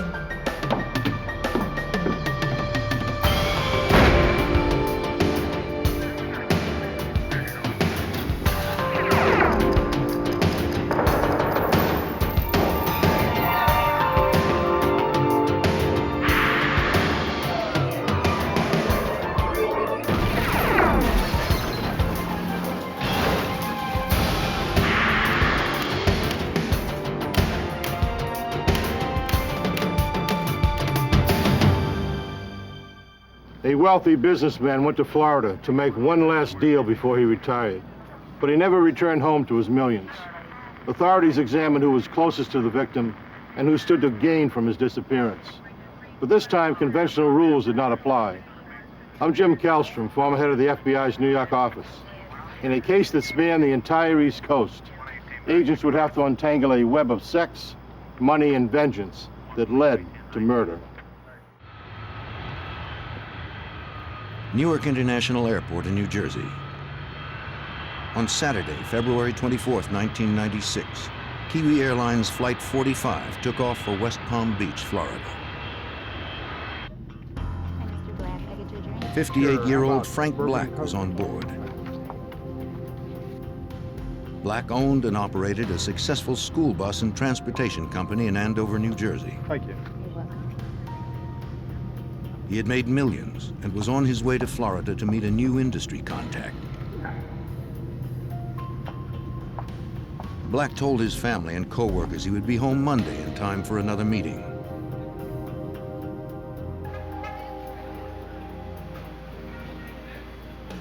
He also told them that his contact in Florida, a woman named Mia Giordano, was to pick him up at the airport. How you doing?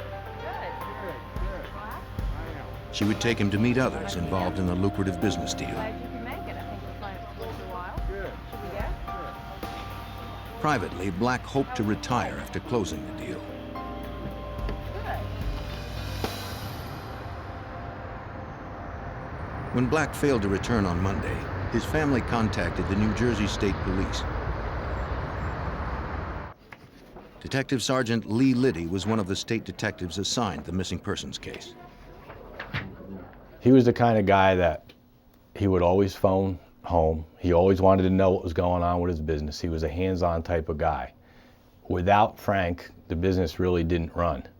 And that's why they were concerned when they didn't hear from him. All of a sudden he disappeared, because Frank wasn't the kind of guy who would just walk away from his business.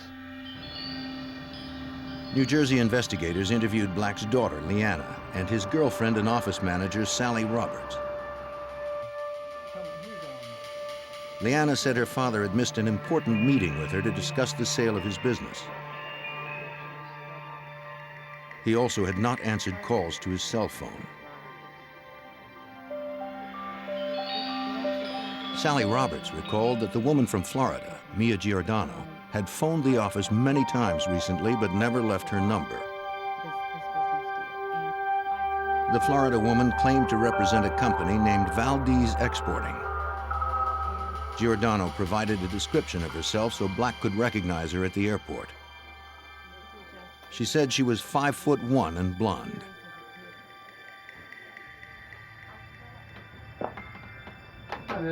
A detective visited the travel agent who booked Black's trip. Traveling, is that correct? Yes, sir. Okay. The agent confirmed that Black purchased a one-way ticket to Florida.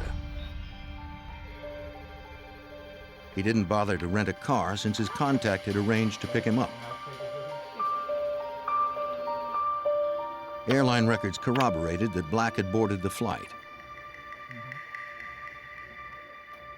No hotel. But he had not registered at any hotels upon his arrival in West Palm Beach.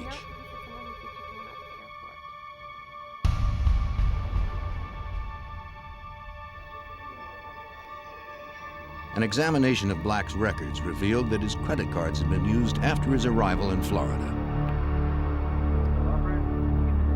To follow the credit card trail, New Jersey detectives contacted the Fort Pierce office of the Florida Department of Law Enforcement. FDLE Special Agent Michael Driscoll was assigned the case. Frank Black's credit card was used at the Embassy Suites in Riviera Beach between approximately 1 in the morning and 2 in the morning. Okay, now we're talking about from February 24th into February 25th. And then at 4 o'clock in the morning, his credit card, a different credit card, but Frank Black's credit card was used to purchase gas at a gasoline station in North Miami. To investigators, this seemed odd since he hadn't rented a car. The state agent interviewed the employee who had worked on February 25th.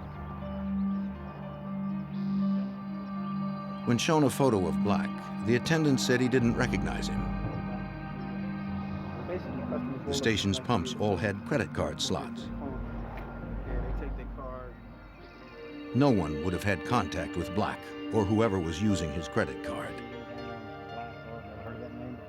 The employee didn't recall seeing anyone fitting Mia Giordano's description. Driscoll contacted the Florida Secretary of State Corporation Division to get an address for Valdez Exporting, Mia Giordano's company. Okay, catch you later. Bye. He found no such company registered in the state. He also attempted to locate Mia Giordano herself. We did a very extensive search to identify any Mia Giordano in Florida, and we couldn't find any, I believe, any Mia Giordanos in Florida, or any that would even come remotely close. And we checked Florida as well as New Jersey, and with negative results. On March 1st, a detective from the New Jersey State Police traveled to Florida where Frank Black's trail ended. Nobody had heard from Black in 5 days. Detectives now believed the millionaire had met with foul play. Their most likely suspect, a woman calling herself Mia Giordano, was untraceable. Investigators' focus turned to the phone calls Black received on the days leading up to his trip to Florida. We obtained the phone records of Frank Black, which identified phone calls from a residence in Jupiter. And the residence in Jupiter was rented. It was a townhome rented by a girl identified as Lisa Costello. She wasn't blonde, but she was 5'1". Mia Giordano had described herself as being exactly that height. The calls from Lisa Costello matched the times when Mia Giordano allegedly phoned Black to set up the meeting in Florida. Mia Giordano was a fictitious figure. She never existed. And she was supposed to set up the deal with Frank Black. Mia Giordano was actually Lisa Costello. Investigators took Costello's photo to the hotel where Black's credit card had been used on February 25th. The resort was on the Strip at Riviera Beach.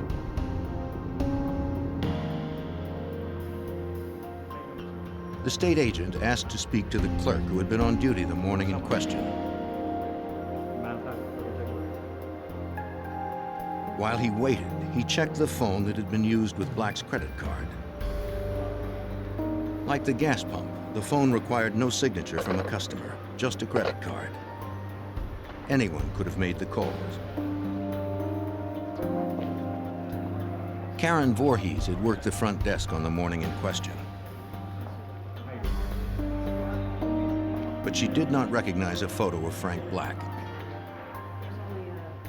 She did recall waiting on another customer that morning. At around 2 a.m., a dark-haired woman asked for a room. The hotel was booked, so she used a payphone several times to query other hotels. It was the same time Frank Black's credit card was used at the phone.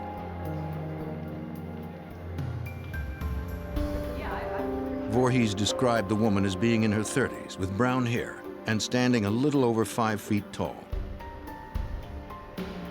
Driscoll showed Voorhees a photographic lineup of 6 women. Without hesitation, the clerk picked out Lisa Costello. Lisa Costello was now really the primary suspect. I mean, we did have some evidence on her that then we checked the car rental agencies by the West Palm Beach airport and found out that Lisa Costello rented a car just shortly before the time that Frank Black's flight arrived. Investigators found the car at the airport rental lot. A subpoena allowed them to impound it for an evidence search by the Florida Department of Law Enforcement.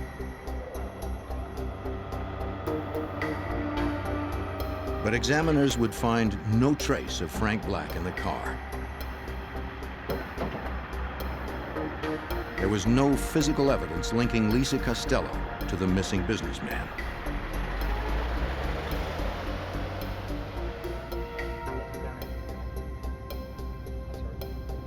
Florida investigators began covert surveillance on Lisa Costello.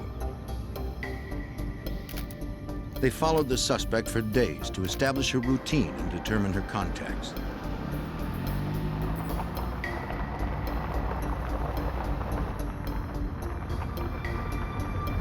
They soon learned that Costello was dating a man named Alan Mackerly.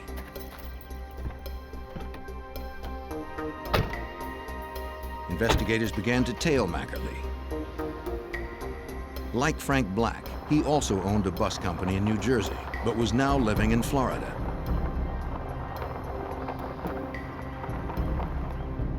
The two men had known each other most of their lives.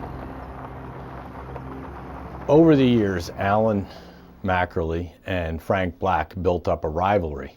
The two bus companies are about 10 miles apart. So even though they each had their own contracts and their own business, they were always vying for the same contracts in the same business. Phone records indicated recent calls to Black from Mackerly's Florida home. This seemed strange since the two men were fierce rivals. Detectives went to speak with the manager of Black's bus company. Sally Roberts said Black and Mackerly used to be friends, but their business rivalry had made them enemies. She detailed the last time she had seen the men together.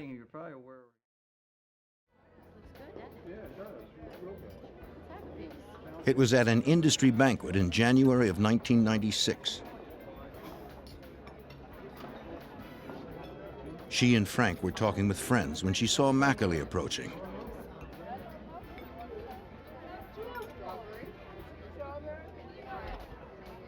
Angry that Black had stolen one of his major bus contracts, Mackerly threatened his rival. He said he was going to get him and put him under. That could mean put him out of business, and it could also possibly mean he was going to kill him someday. Black took the threat seriously. Afterwards, he wouldn't go to any meeting that Mackerly might attend unless he had someone with him. Investigators contacted Mackerly to ask him if he had seen or spoken to Frank Black recently. Mackerly flatly denied calling him in the days preceding Black's trip to Florida. Him denying that and us knowing phone calls have been made from his house to Frank Black's business obviously indicated something was wrong. Investigators believed that Mackerly and Costello had probably killed Frank Black, but they needed stronger proof. They turned to Assistant State Attorney Robert Belanger.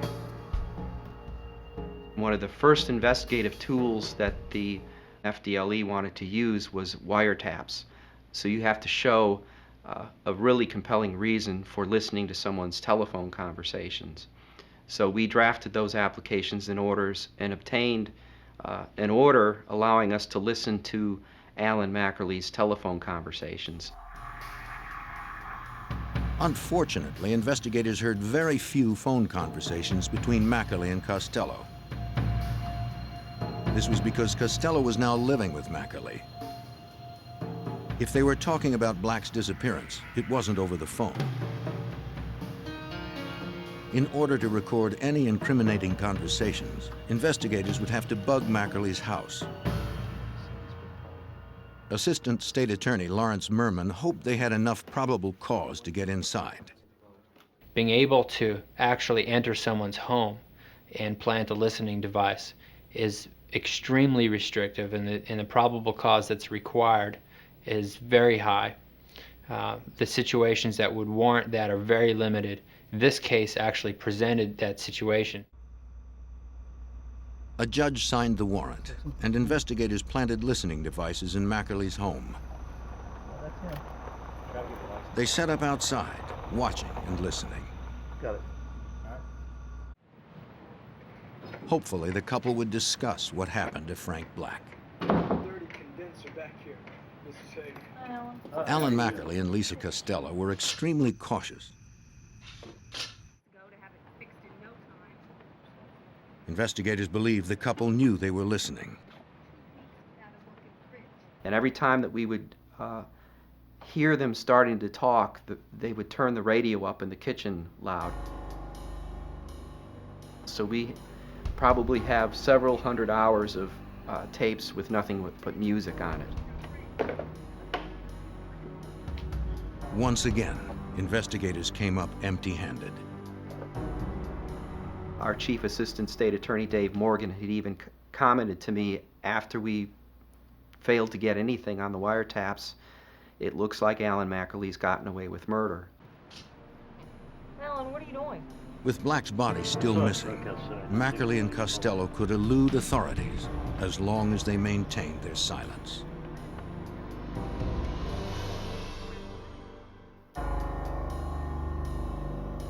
In June of 1996, Florida state agents believed that Alan Mackerly and his girlfriend Lisa Costello had murdered 58-year-old millionaire Frank Black. But investigators had little evidence against the couple, and Black's body was still missing.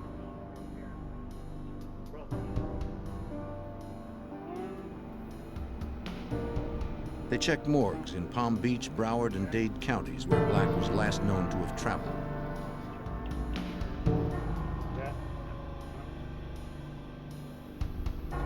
There were no unidentified bodies matching Frank Black's description.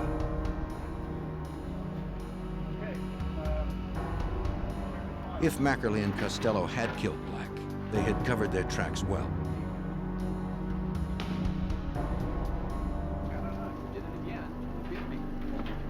Florida Department of Law Enforcement Special Agent Michael Driscoll expressed his frustration to his friend FBI Special Agent Jay Miller. We used to play racquetball together, and he'd ask me about how this case was going, and I'd tell him, you know, a little bit about it, not a whole lot. And he'd say, well, if you ever need a hand, and I'd be happy to help out. In June of 1996, Special Agent Jay Miller asked to be assigned the case out of the FBI's Fort Pierce resident agency. Even though we were close friends, initially I did not know a lot of the details about Frank Black's disappearance.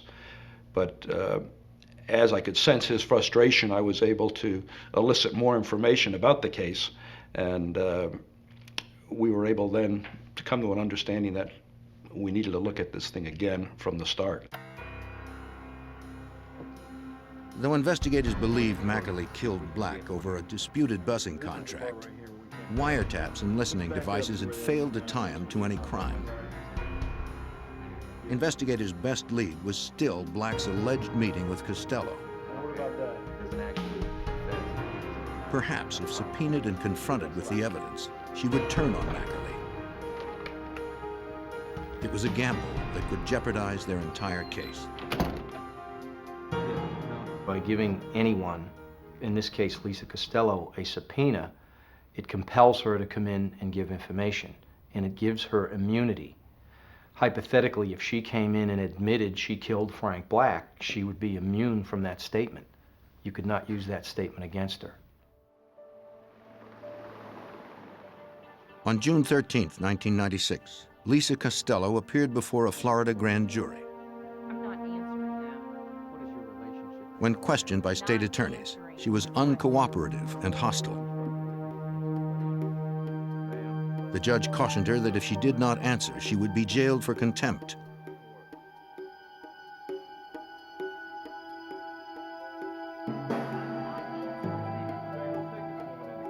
Costello ignored his warnings. Investigators believed her refusal to cooperate confirmed she was involved in Black's disappearance. But it would take more than a hunch to solve the case.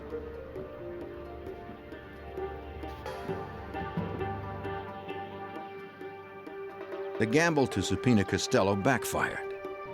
Now that Mackerly's closest ally was sitting behind bars, investigators had no potential witnesses to turn on the suspected murderer.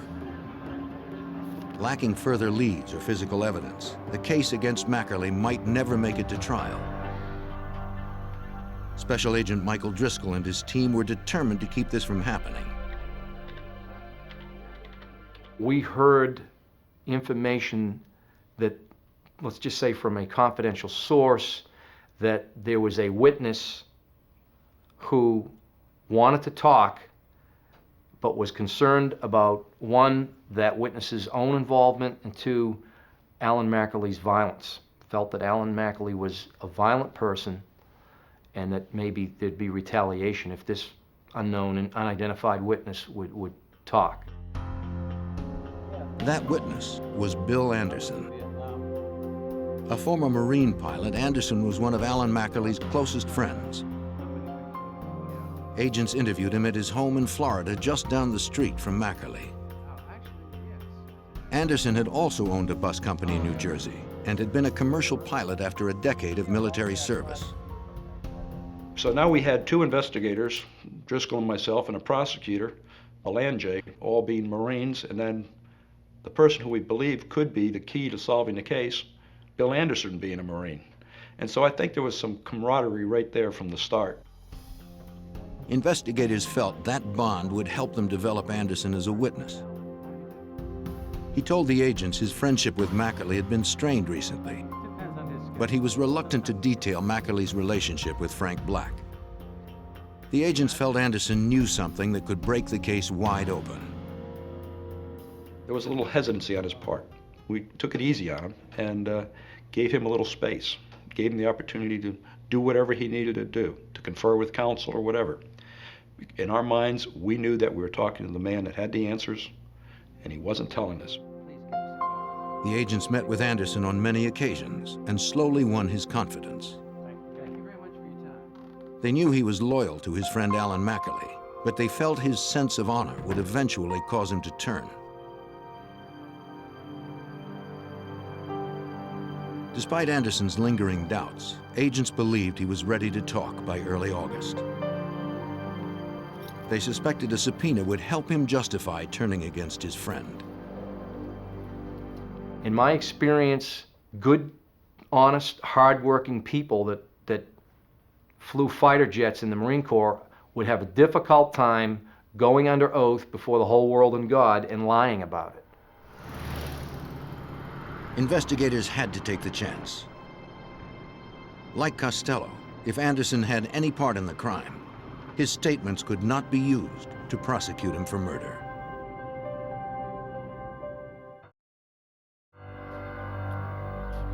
"5 months after the disappearance of millionaire Frank Black, investigators had little evidence to support their theory that Black was murdered by his business rival, Alan Mackerly.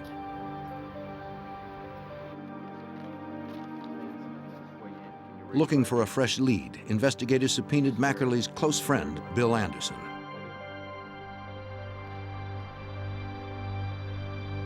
Anderson had been reluctant to talk, but after a month, the former Marine's sense of honor prevailed. He began by telling investigators that Alan Mackerly had purchased a plane earlier that year. Mackerly asked Anderson to become his private pilot, since Anderson had experience flying fighter jets and commercial airliners. In exchange, Anderson could use Mackerly's plane as he wished. In March of 1996, while staying at a hotel in Leesburg, Florida, to supervise repairs on the plane, Anderson was contacted by Mackerly. His friend said he needed him to take the plane out over the ocean. Anderson explained that the aircraft would be grounded for several more days. He suggested they rent another plane. Mackerly insisted on using his own plane. He didn't want anybody else to know about the flight. Anderson asked why. Mackerly told Bill that he had shot Frank Black and that they had wrapped his body up in plastic, that they had taken the body out in the ocean and thrown it out in the ocean, and that the bag did not sink. And he went on to tell Bill that it didn't sink, so he took a knife and stuck some holes in it, and the body did sink. Mackerly told Anderson he was worried that the body had surfaced. He wanted to fly over the area to make sure it hadn't. Anderson refused. Anderson was shocked. I mean, I think he was truly shocked. Anderson, again, was in the bus business, as was Mackerly and Black. And Anderson and Black were not friends. Anderson did not like Black in the least either. But still, over a business rivalry, you don't kill somebody. According to Anderson, Mackerly murdered Black in the foyer of his house. The former Marine pilot confirmed what investigators had suspected all along. It was the big break in the case. I mean, this was the moment we were all waiting for. And I remember explaining to him right away that, Bill, we're going to have to do a covert recording of you rehashing this conversation with Alan Mackerly. Without a body or murder weapon, they would need Mackerly's confession on tape. Anderson's testimony was good, but in court it would be his word against Mackerly's. Anderson told prosecutor Robert Belanger that he was reluctant to wear a wire. He was afraid of Mackerly because he admitted that he had just killed someone, and Mackerly had also told him about an acquaintance up in New Jersey that got convicted of a crime because someone wore a wire, and he told Bill Anderson, if anyone ever wore a wire on me, I'd kill them. The investigators promised Anderson police protection. He agreed to wear the wire. The plan was to lure Mackerly to Anderson's house.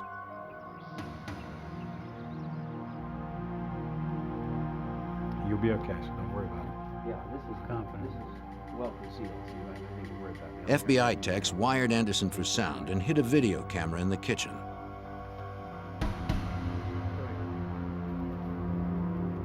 When the equipment was in place, Anderson called Mackerly. I'll be here.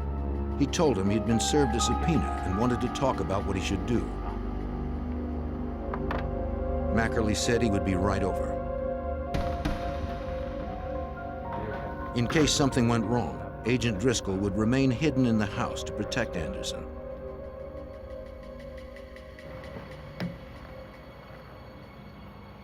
When the team outside saw Mackerly approaching, they would radio Driscoll to hide. Yeah. Well, in a minute. While waiting, investigators spotted telephone repairmen. Mackerly was paranoid about being bugged. If he saw the workers, he might think they were undercover agents. We knew that if he came to that house and saw these telephone company trucks, that it would have been all over as far as the investigation. Mackerly would be there any minute. The investigators quickly ordered the repairmen to leave. They then concealed the dig site.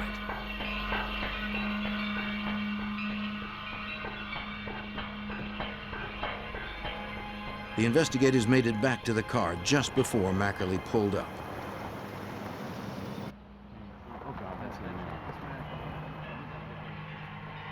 The investigators tried to alert the men in the house, but they received no response.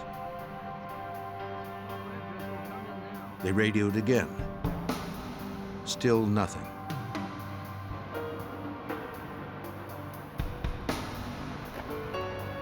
They had no way to know if Driscoll had received their call.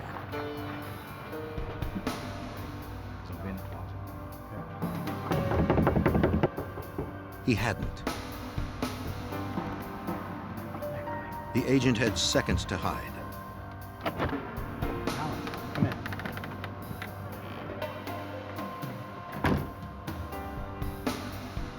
Anderson led Mackerly to the kitchen and sat down at the table as planned. He showed Mackerly the subpoena. Mackley was hesitant to talk.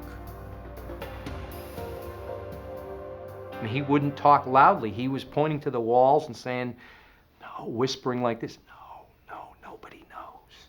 Whispering so that he couldn't be heard in Anderson's house. Not that he suspected Bill Anderson, but because he expected that the police were everywhere. They were. Detective Liddy and the others listened to Mackley and Anderson from the car. They had a discussion about what Bill Anderson was to testify to and whether or not Bill Anderson should lie for Alan Mackerly. Bill Anderson even asked Alan Mackerly that if he did refuse to testify and was put in jail, if Alan Mackerly would come forward and then tell the truth, and Alan Mackerly assured him that he would. Mackley didn't want to continue talking in the house. He led Anderson outside. Told anyone else what you've told me? No. This whole thing was supposed to take place at Bill Anderson's kitchen table and no place else. And so when you heard Alan Mackerly say, let's take a walk, we were concerned that he was walking Bill Anderson out somewhere to eliminate him. You told anyone else what you told me? No, nobody. The property was large and covered with dense foliage. Will you come? They could have walked anywhere. But Mackley unknowingly walked Anderson close to the surveillance team.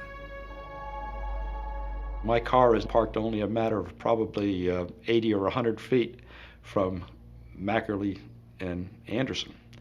And we could hear distinctly on the transmitter their footsteps as they walked through the gravel, and they walked closer to my vehicle with very little coverage concealing my vehicle. The four of us sat there frozen in our car wondering, is this whole thing going to be blown because he's going to see us? Their case and their cooperating witness were in jeopardy. I'm sorry. If the investigators were discovered, they might not be able to protect Anderson from Mackerly's rage.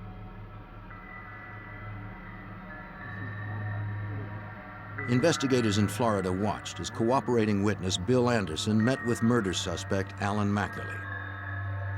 Anderson was wearing a wire trying to get Mackerly to discuss the murder of Frank Black. New Jersey Detective Lee Liddy feared what Mackerly might do if he caught a glimpse of the nearby investigators. The two of them walked outside, which was very tense for all the investigators involved, because at this point we have no control over what happens, where they go, or what they say. And because they were walking, and because of the pant leg of Bill Anderson rubbing and the movement of the clothes, it was very difficult to pick up conversation. So at that point, we really weren't sure what was happening. Before Mackerly could spot the surveillance team, Anderson steered him away. Investigators now had incriminating statements on tape, but not a direct confession. They needed more.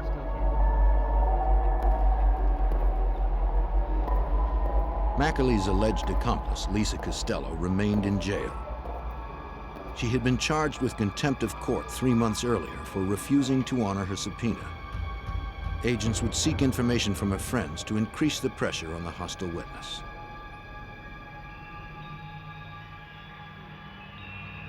They interviewed Costello's former roommate. She said Costello used to deal cocaine and the sedative Rufinol, which is odorless and tasteless. Depending on the dose, Rufinol can relax a person or render them unconscious.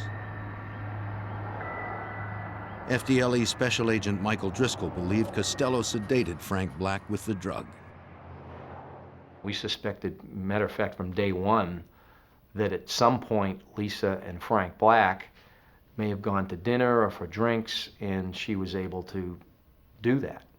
Because Frank Black would not willingly or knowingly go into Alan Mackerly's house. Hoping this information might pressure her into talking, a prosecutor met with Lisa Costello in jail. He told her that if she didn't cooperate, she would not have immunity. She could be charged with murder. Costello remained silent, despite the warnings of prosecutor Robert Belanger. And Lisa Costello could have walked out of that jail cell any day simply by coming out and honoring that subpoena and telling us what she knew about the case. But she was a tough enough witness that she sat in jail on a civil contempt. Despite Costello's silence, investigators pressed on. Assistant State Attorney Lawrence Merman felt they were ready to arrest. We had an ear witness to a confession who was a very close friend of the defendant. We had a motive, we had circumstantial evidence. It was a very strong case. On August 29th, agents began aerial surveillance on Alan McAlee. A ground team assembled around the perimeter of the suspect's house. They made sure he was alone inside.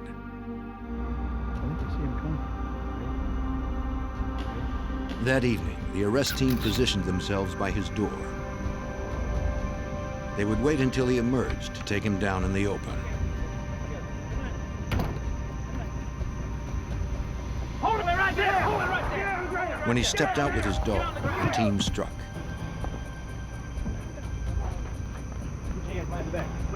The stunned suspect offered no resistance. 7 months after Frank Black vanished, Alan McAlee was arrested for kidnapping and murder.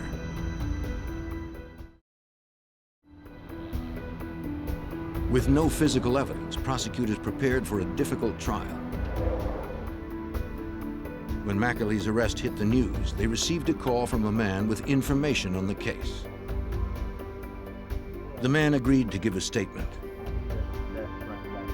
Robert Senadasian was Alan McAlee's son-in-law. He said that he'd received a call from McAlee on February 25th, the day after Black arrived in Florida. McAlee asked him to come over to help him clean his house.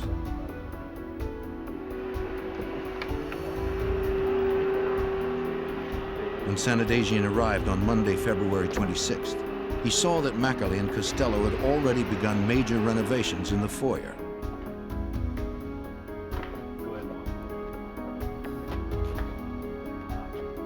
The carpet had been ripped up, and parts of the wall had been removed. Okay, I guess the next thing to do is we need to take this mat. Senadasian told prosecutor Robert Belanger that McAlee explained why. Alan McAlee told Rob Senadasian, Frank Black was at my home last Saturday. And even Senadasian knew the relationship between Alan McAlee and Frank Black and expressed some surprise. Why would Frank Black be at your home? And Alan clearly didn't want to talk about it. He just said, given the O.J. Simpson trial, DNA evidence, we got to make sure there's not even a hair of Frank Black's found in this home. Senadasian swore that he never saw any blood. Special Agent Miller asked if Senadasian had questioned McAlee about what had happened. His response was something to the effect that he didn't have to ask his father-in-law, that he knew something really bad had occurred there in the house, and that they were in fact cleaning up a mess. They used an industrial vacuum cleaner to clean the entire area. Then McAlee asked Senadasian to help him haul the debris to the local dump.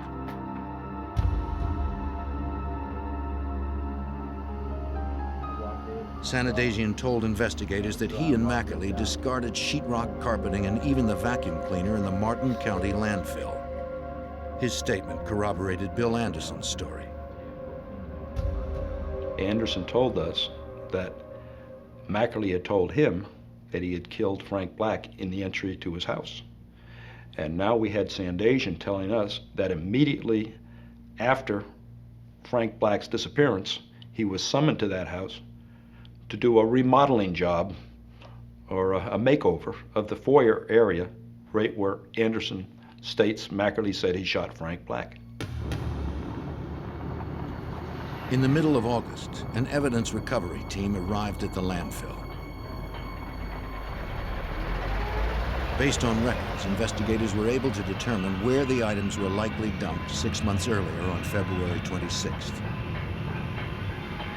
The recovery team searched for anything that could be traced back to Mackerly's home.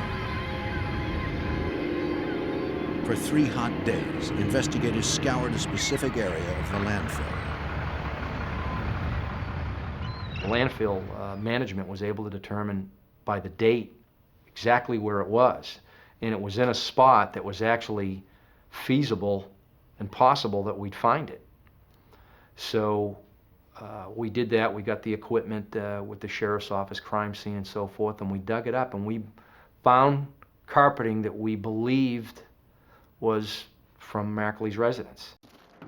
Investigators found portions of sheetrock and a vacuum cleaner that matched the description Sanadagian had given. They brought the items to the Florida Department of Law Enforcement Forensics Laboratory for analysis. Despite their strong suspicions, lab analysts were unable to conclusively match any of the items to Mackerly's house. Technicians also processed Mackerly's foyer and retrieved traces of what appeared to be blood. Unfortunately, DNA markers found in the samples could not be exclusively matched to Frank Black's DNA. It was another dead end. Investigators still had no physical evidence. Agents pressed on, continuing to build a strong circumstantial case for State Prosecutor Belanger by further corroborating Sanadagian's story about the cleanup. The FBI went to Walmarts and Kmarts and got receipts where Alan Mackerly was buying bleach and Comet and cleaning supplies and trash bags and duct tape and all the tools and implements he needed to clean up a crime scene. Just before trial, investigators received disturbing news. Martin County Jail inmates claimed that Mackerly had hired someone to kill Bill Anderson. Mackerly knew that if he could prevent Anderson from testifying, prosecutors would have to drop their case. Early in 1997, murder suspect Alan Mackerly was held without bond for the murder of Frank Black. While he was behind bars, investigators learned he had ordered the murder of witness Bill Anderson. As of that point, the security for Bill Anderson tremendously increased, and we began making arrangements to have Bill and his wife go into the Federal Witness Protection Program. Mackerly's would-be hitman would not be a reliable witness in court, so attempted murder-for-hire charges against Mackerly were dropped. Alan Mackerly's trial began on January 20th, 1998. Even without the victim's body, Florida State Prosecutor Robert Belanger was confident in the case. There's case law going back to Old England where murderers have been prosecuted without a body successfully, and the courts have said that we don't reward people because they successfully disposed of the body. You can still prove death through circumstantial evidence like any other fact in a case, by person's habits and routines, by the fact that they didn't pack for a long trip, by declarations of intent, I'm going to go to Florida. All these things combined demonstrated pretty conclusively that Frank Black was dead. Nevertheless, that is a source of frustration. Mr. Mackerly told me the prosecution's main witness, Bill Anderson, recalled what he knew about Frank Black's murder. Prosecutors filled in the gaps and detailed the events of February 24th, 1996, the last day Black was seen alive. Mackerly's lover, Lisa Costello, picked up Frank Black at the West Palm Beach airport that evening.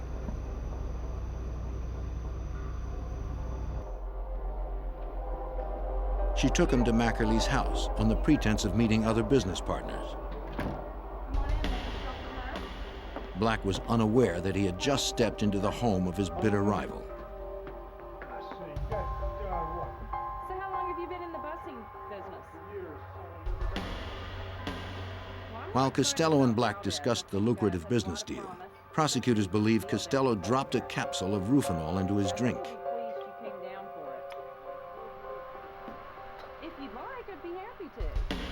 Black would not have noticed. The powerful sedative is odorless, colorless, and tasteless.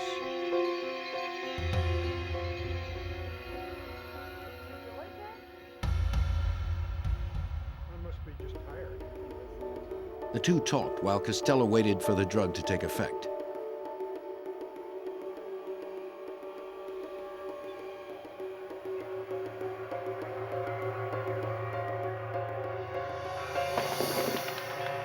As planned, Mackerly took over at that point. It worked. Get his wallet. He had Costello remove Black's wallet. Hey, why don't you go get changed? Later, they would use his credit cards to create a false trail for police. Black was powerless due to the heavy sedative. Finally in control of his rival, Mackerly's hatred boiled over. In the foyer, he put a gun to Black's head.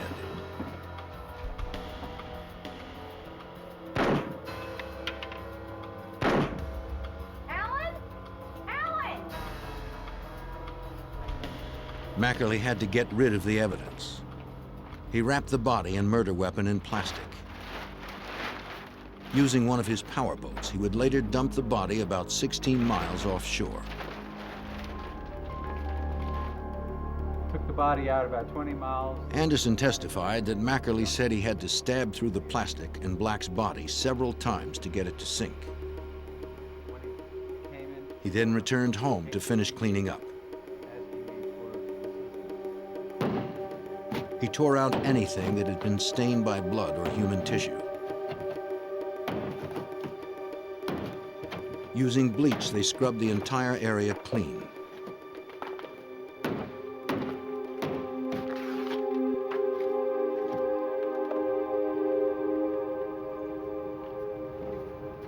Anderson's testimony was bolstered by powerful circumstantial evidence. Phone calls linking Mackerly and Black, Robert Sanadagian's story of the cleanup, and covert recordings from Anderson's house. Thunder will rise.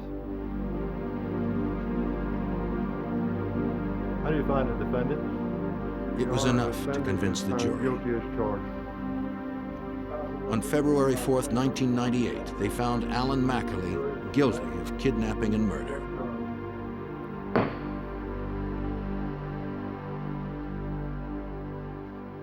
After Mackerly's trial, prosecutors turned to Lisa Costello. When I looked, I saw the dead body. Faced with murder charges, she finally gave a full statement as to the events that led to Frank Black's death. Nobody's gonna believe it. Ultimately, she entered a plea to third-degree murder and false imprisonment, which are lesser-included offenses.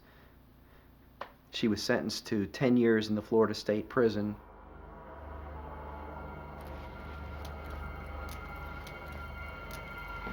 An appeals court overturned Mackerly's kidnapping conviction, finding that Frank Black traveled to Florida on his own volition.